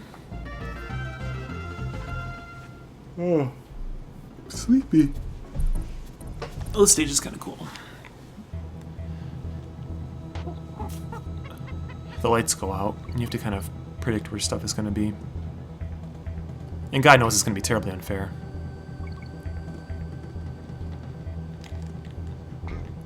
It's probably best if I stop moving during the blackouts.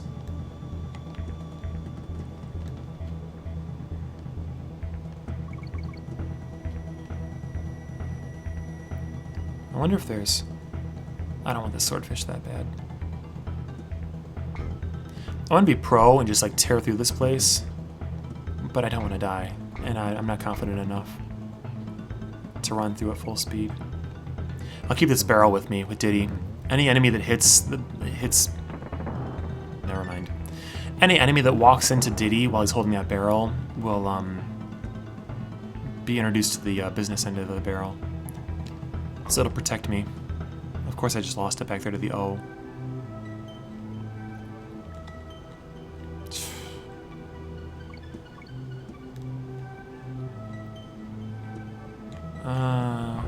Okay. This ain't bad. Yeah, no, shit. Just, the strat is just to stop when it turns black. Good. You have a halfway point.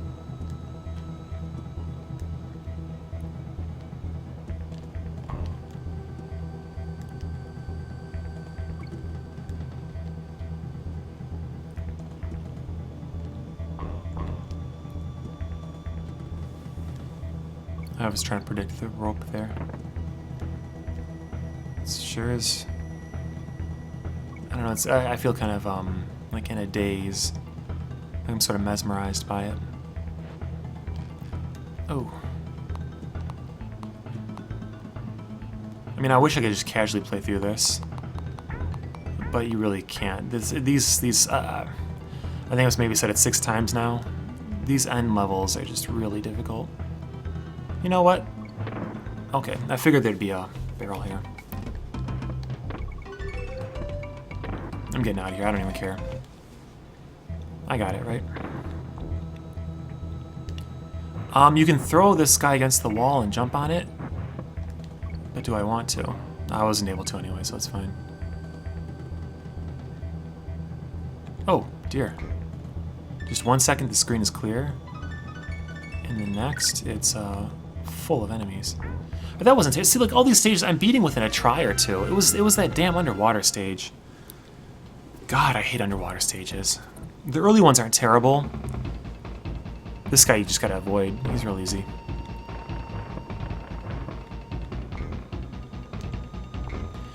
Yeah, the early underwater stages aren't bad, but the later ones, I think there's even more yet. I'm not done with them. They're just so hard. Lack of control of your Kong. And just like, surprise, enemies that pop out. For several reasons. I strongly hate them. Alright, there's armadillos out of one of these. Which get tricky because they take 2 jumps if they're rolling.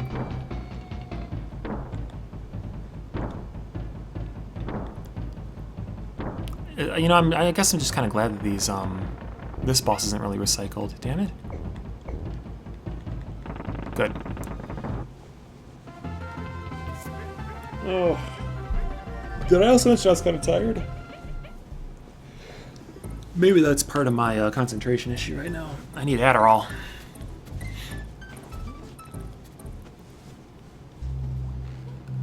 Okay. I like these walkway stages. I like the ambience to them. But God knows these are twisted, cruel stages from later in the game. So enjoy the ambience while you can. No, I don't think this stage is too bad. And again, it's another neat concept. This is an original concept that we haven't seen yet in this game. Getting fuel barrels to keep your cart up. I haven't seen this at all yet. So it's... Even late in the game, they're throwing new ideas at you.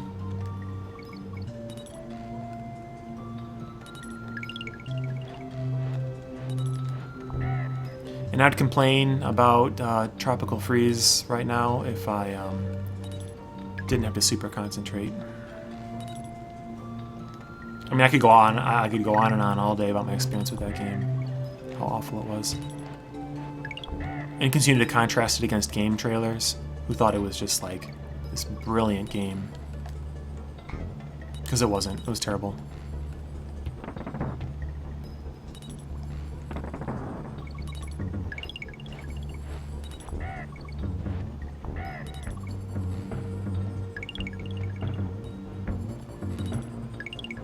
Yeah, so I'm jumping. It gets gradually more intense. You know, the fuel gets lower and it's trickier to reach the barrel. So like this tire, naturally you're gonna need this tire. Why would they put it here? And then big jump. Oh, I missed it. Well, that's cute. Huh. I'm like, well, you're gonna need this barrel, guys. I'm sorry, the tire. You know, why else would they put the tire on unless you really needed it? So I'm gonna push it forward, and we're gonna go with it. I'm gonna be okay. And even knowing it, even knowing I needed it, like I still bit it there. It's tricky, but it is fun.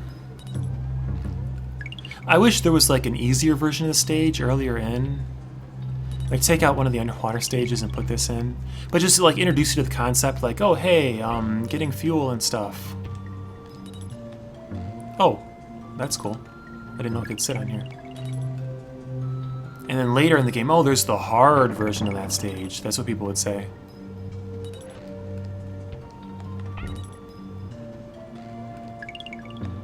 Yeah, don't bounce there, please.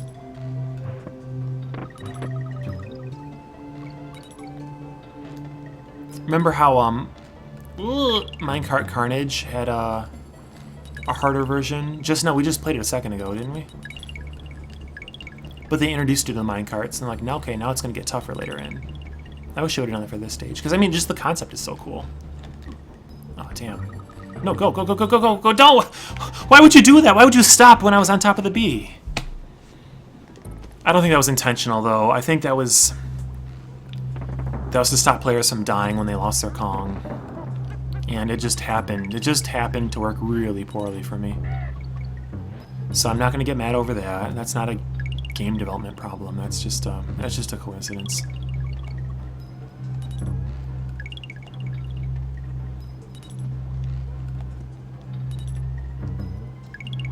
Yeah, I didn't say the stage was easy. They're all hard. They're all hard in the end. Alright, so let's land that tire right on top. Good. You know, I didn't find a use for it, so let's push it off now. Because God knows I don't want to accidentally bounce off a tire and hit a bee or something. There's the end. Oh, I missed the end. Crap. Guess I won't get that life from Kong. Oh, damn. That was another poor judgment call on my part.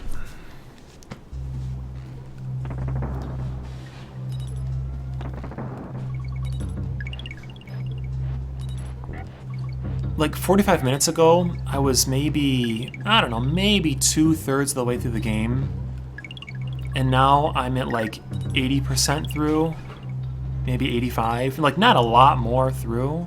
And like another 45 minutes have passed. You know what I'm saying? Like at the 1 hour point, I'm very well through it.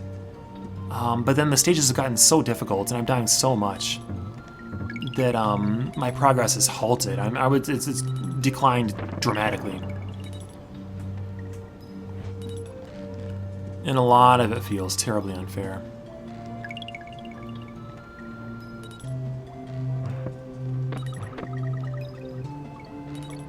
I don't know, it was mostly that water stage. If I had to place blame somewhere, water stage. Like if you ever grow up to become a game developer and you want to put a water stage in your game, don't. Just please don't. I don't mind water for scenery, like, oh, there's water underneath us. Or, oh, we're in an aquarium. You know, like, an aquarium's fine. That's fine. Oh, I thought I was dead. But don't put me in the aquarium. Don't actually interact with the water, please. Just never water. Oh, another cave stage I don't care for. Better than water, though, right? There's always that.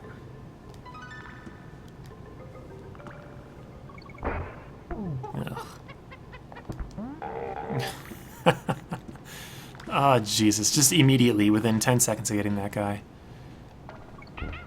Damn it.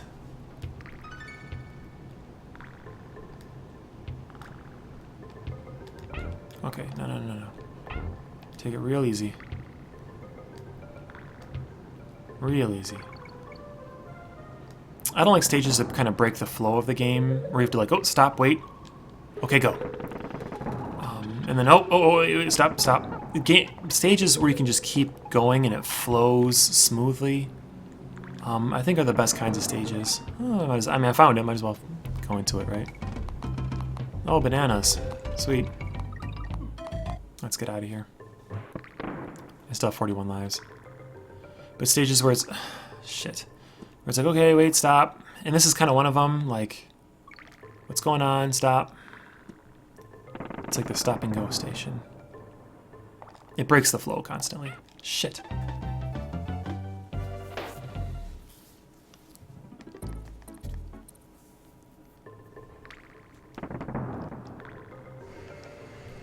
I reached the halfway point already.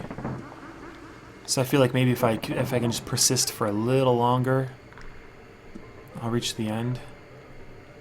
No thanks, minigame with the crocodiles. Don't need any more lives. So this is the easy one, right? And then I've got to learn. Here's the harder one. Alright, this is new territory now.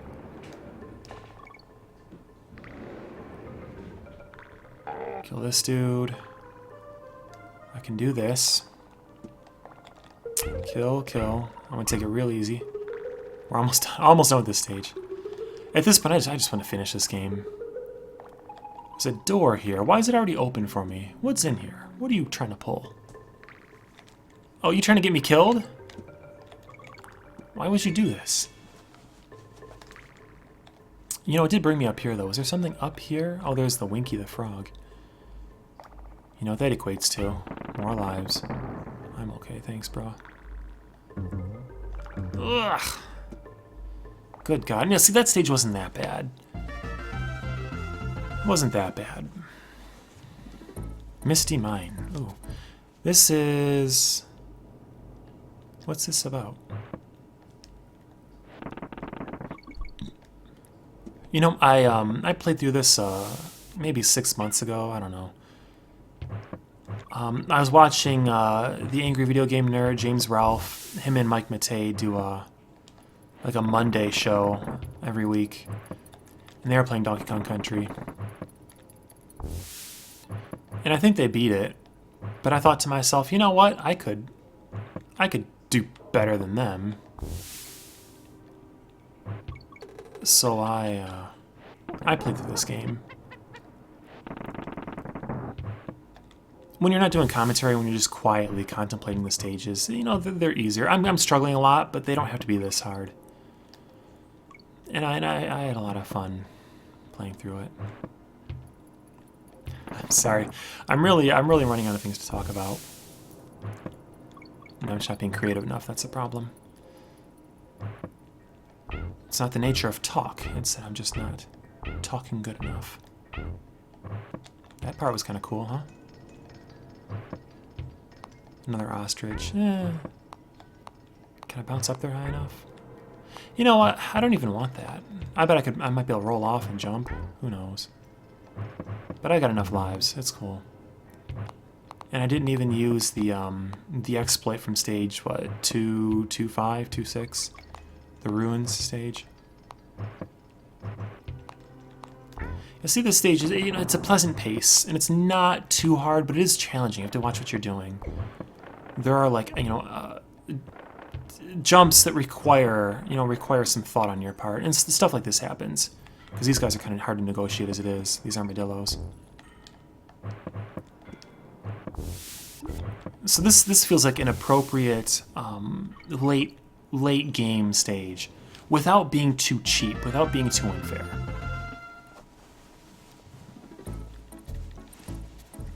Loopy lights, another interesting one. Oh. Is there something down there? Yeah.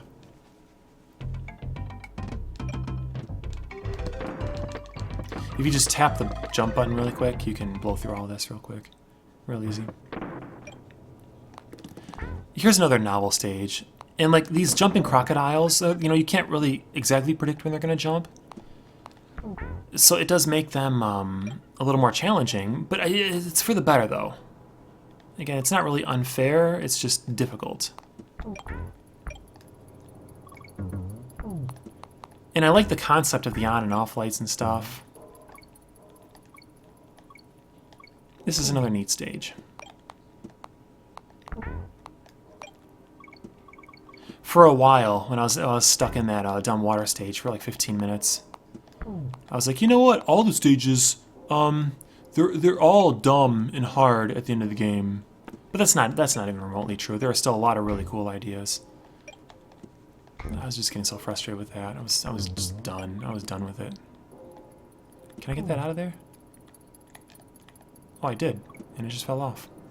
All right, I can still vaguely see the platform. Oh dear. Okay. Oh, jerk. I mean, he didn't hit me, but he wasn't. I could tell it by looking at him. He's a jerk.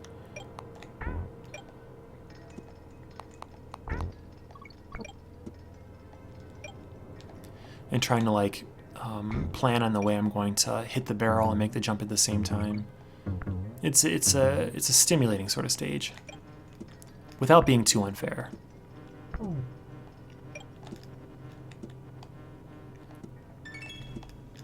Ah, damn. I don't... Oh. Listen, you gotta take it easy with these barrels. You gotta go kind of slow. But if you go too slow, then you lose your visibility. So you gotta make a lot of interesting compromises. Neat stage. Very cool stage. This is the kind of stuff I want to see at the end of the game, you know? Not no stupid bullet fish. Not no... God. Stretching and yawning. Okay. Almost done. I mean, we are honestly really close. I know it says 55%, but this is like the last area of the game. Oh, how do you do that? No, I think you can... I think if you just drop off right here... Yeah, that's what it is. So what's in here? Oh, come on, this... It's a single free life. Don't waste my time. Completion, though, right? I've got like 57% done or whatever. God, I'm hungry, too. I'm just full of complaints. Like, what a miserable person I must be. Complain about everything. I could go for some Qdoba. Oh, I know what this stage is. This is a pain in the ass stage. You're on these platforms a lot, and little by little, the jumps get more difficult, enemies fall from more places, more difficult enemies. I recall from playing in the past that this stage sucks. I don't feel that way right now, but I'm sure I'll get to the part where I get pissed. See, stuff like this is what makes it kind of difficult. Damn, but that was my bad. I should have jumped for both of those. They were predictable. Like I saw the armadillos. I knew they were coming, and I couldn't avoid them. That was me, which is fair, right? What? Oh no, I think the red Arnolds are just invulnerable to attack in general,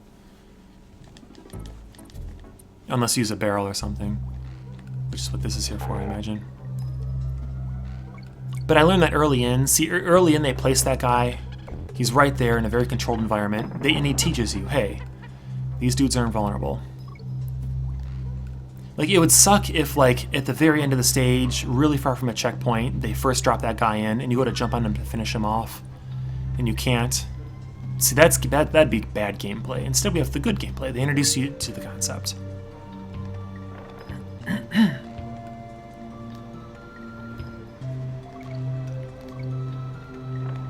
When they give you heads up, see, like the armadillo, he takes a second to wind up, so you see him a second before he can attack, which again is fair.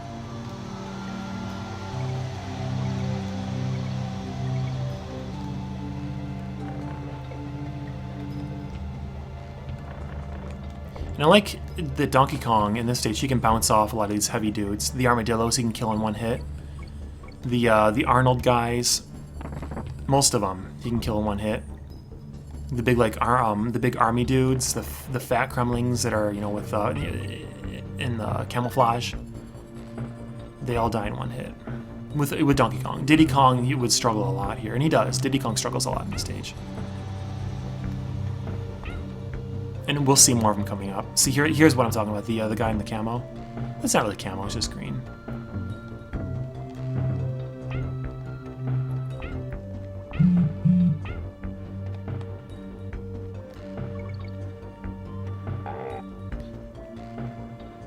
Whew, almost done. I think this is like the last part that's difficult to deal with. Why is that? Why do I think that? Okay, up here. And then, isn't it? Yeah, it's to the left. Oh, good. Yeah, see, that could be difficult if you didn't know it was to the left. Uh-oh. Okay, I'm thinking for that very last part, after you see the red arrow, it's time to go Diddy Kong. Donkey has to wind up to throw his barrels, and Diddy Kong isn't like that. So his barrels can shoot off faster. And we learn... That was horse crap. We learned earlier in the stage that the red dudes require barrels. Oh, come on! I couldn't jump. Whatever happened when he collided with my barrel, I wasn't allowed to jump after that.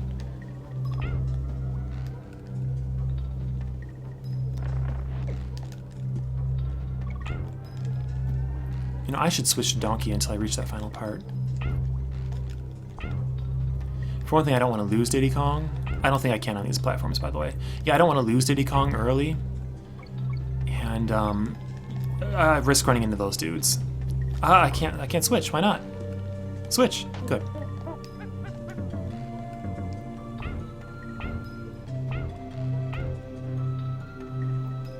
All right. Is this? No, not there yet. All right, here it is. The red arrow. So let's switch to Diddy Kong, who can shoot barrels faster, who can throw barrels faster. Get a barrel. See, real quick. Now, when we go up, you have to go to the left. That's the key. And then I need another barrel right now to throw at this dude. And then I don't know where to go from here. Okay, just throw it. Left. Barrel. I'm gonna need it in a second, I guess. Well, I guess that's cool. Whew. So that wasn't terrible. I just, for some reason, I'm thinking it's way worse than it really was. It's not. All right, another recycled boss. Remember this dude?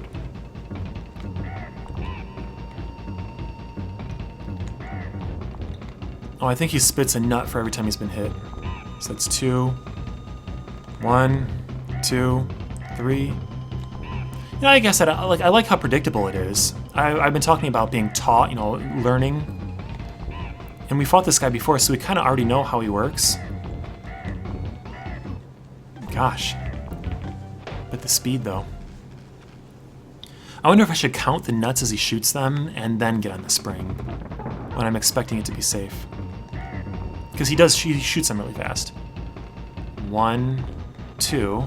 Yeah, I think that'll work better. 1, 2. Damn it, nah, maybe not. 3. I'm faster now with Diddy Kong. 1, 2. Damn. Some of those, they fire at a wide angle and they're harder to avoid. I don't know. I'll get him. This guy isn't terribly difficult. Oh dear. I can pause him if I jump on him in between shots.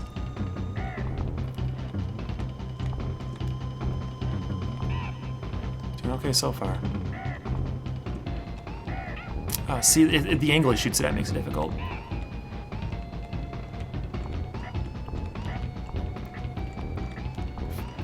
Okay. Yeah, that's it. After the 5th one, he's done. That wasn't bad. Again, he was difficult. I mean, it was one of the tougher fights I've had so far. But not bad. All right, this is honestly, this might be one of the most interesting boss fights in the whole game. It's kind of a longer fight. It's got like 3 phases to it. Oh, stretching again. I'm sorry. Okay, 3 phases to it.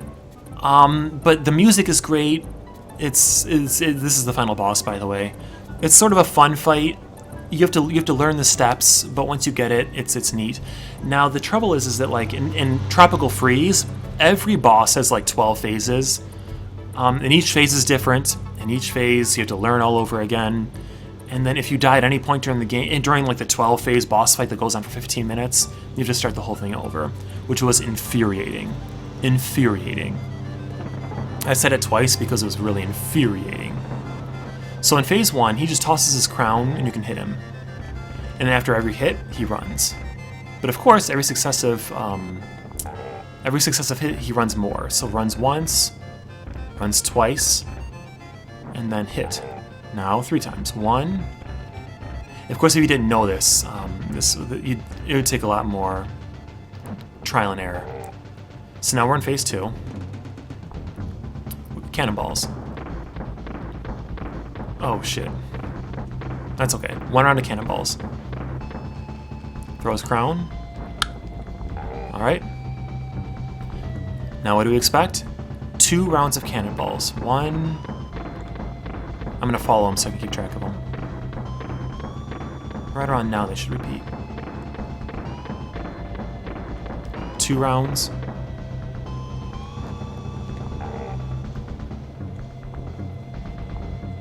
Alright, 3 rounds of cannonballs. They don't get any faster, which is cool. I mean, not that they're easy to sneak under as it is, but at least it's predictable.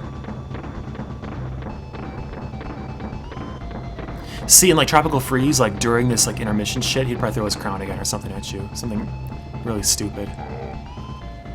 And that's all. It's when you know what to do, it's not a bad fight. And I like the music. I like how it really ramps up. How it starts as like a piratey thing, then it becomes like a ramped up cool thing. Apparently the developers don't use their real names in this game. The end?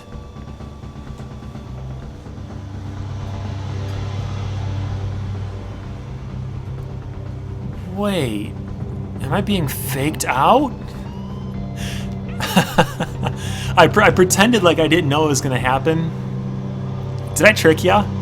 Post in the comment section below whether or not I tricked ya. That's what a YouTuber would say, right? Oh dear. Shit, just right off the bat I lose him. That's not a good sign. I'll have to beat the whole thing with Donkey Kong, who's slower and has a bigger hitbox and can't jump as agilely and is just inferior in every way to Diddy. I hope in the sequel you don't have to play as Donkey Kong.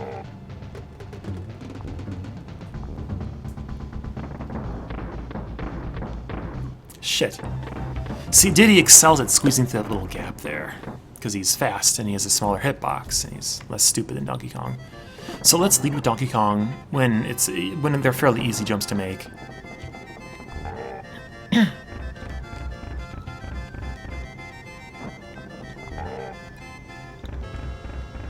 And then if I get hit, I'll move on to the better character. I think that's a wiser strat. A more wise strat. Number 3. Ooh, he's fast. It's actually easier when he's faster, because you can get over him quicker. Alright, so I know what to do. It's just a matter of doing it. Okay. Jump. Now 2 rounds of it. And then let me follow it so I don't lose track of the balls. Good.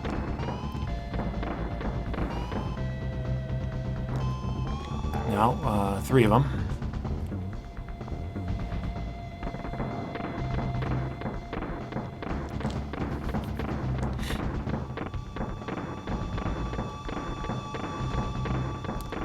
That's 2 and 1 more. Ooh, got it. 3. Perfect. I'm expecting, yeah, see, they take away the fake out part. So 1 jump. Shit. 2 jumps. It seems in the first round of jumping, damn, he clears like half the screen. So 1, now they're smaller. 2. No, the smallest ones. 3. I made it. As long as he doesn't hit me with that crown. Got him. And my strat of holding Diddy until last worked. Worked really well. Okay, that's the last boss. That's the real end. This is what Cranky's cabin is like if you decide to visit it. He just goes on about nonsense. It's a waste of time. That is Donkey Kong Country in about 2 hours. 2 hours and 5 minutes. I think I beat like Mega Man 4 in this same time, didn't I? They're probably about equal length games. It's just that, like Mega Man 4, I don't die nearly as much. It's not nearly as frustrating. I'm glad after that one last... Yay! With that last pain in the butt water stage, I'm glad there weren't any more. I think I was just going to quit the game if there was another one. And then they show the cast of characters, which is nice. They show their frames of animation. So that's their full animation and their palette swaps. This is neat, I guess. You get to see their names. Yeah, I think Mario World does something kind of similar. They show off their cast of enemies and stuff at the end of the game. Yeah, very neat game. Honestly, though, DKC2 improves on it in every way. It really does. It's a much better game. I like the environments maybe a little bit more. I like the gameplay design choices a little bit more. I like Dixie Kong, Diddy Kong a little more than Donkey Kong. I mean, they're both better than him. That's my point. The music, I think there are a few more memorable tracks. I like the Jungle Hijinks music from this stage. And the underwater level music is cool too. I mean, this game has a lot of cool music, don't get me wrong. But I prefer the soundtrack of 2 a little bit more. So yeah, overall, I would say it's a better game. I have nothing else to really talk about. Thanks for watching, guys. I want to make a new winning tips and tricks video, like a real dedicated one where I do lots of planning and stuff for it. I want to do that soon. I gotta beat Power Rangers still, then I'll be caught up. Yeah, anyway, yeah, thanks for watching, guys. I'll see you next game.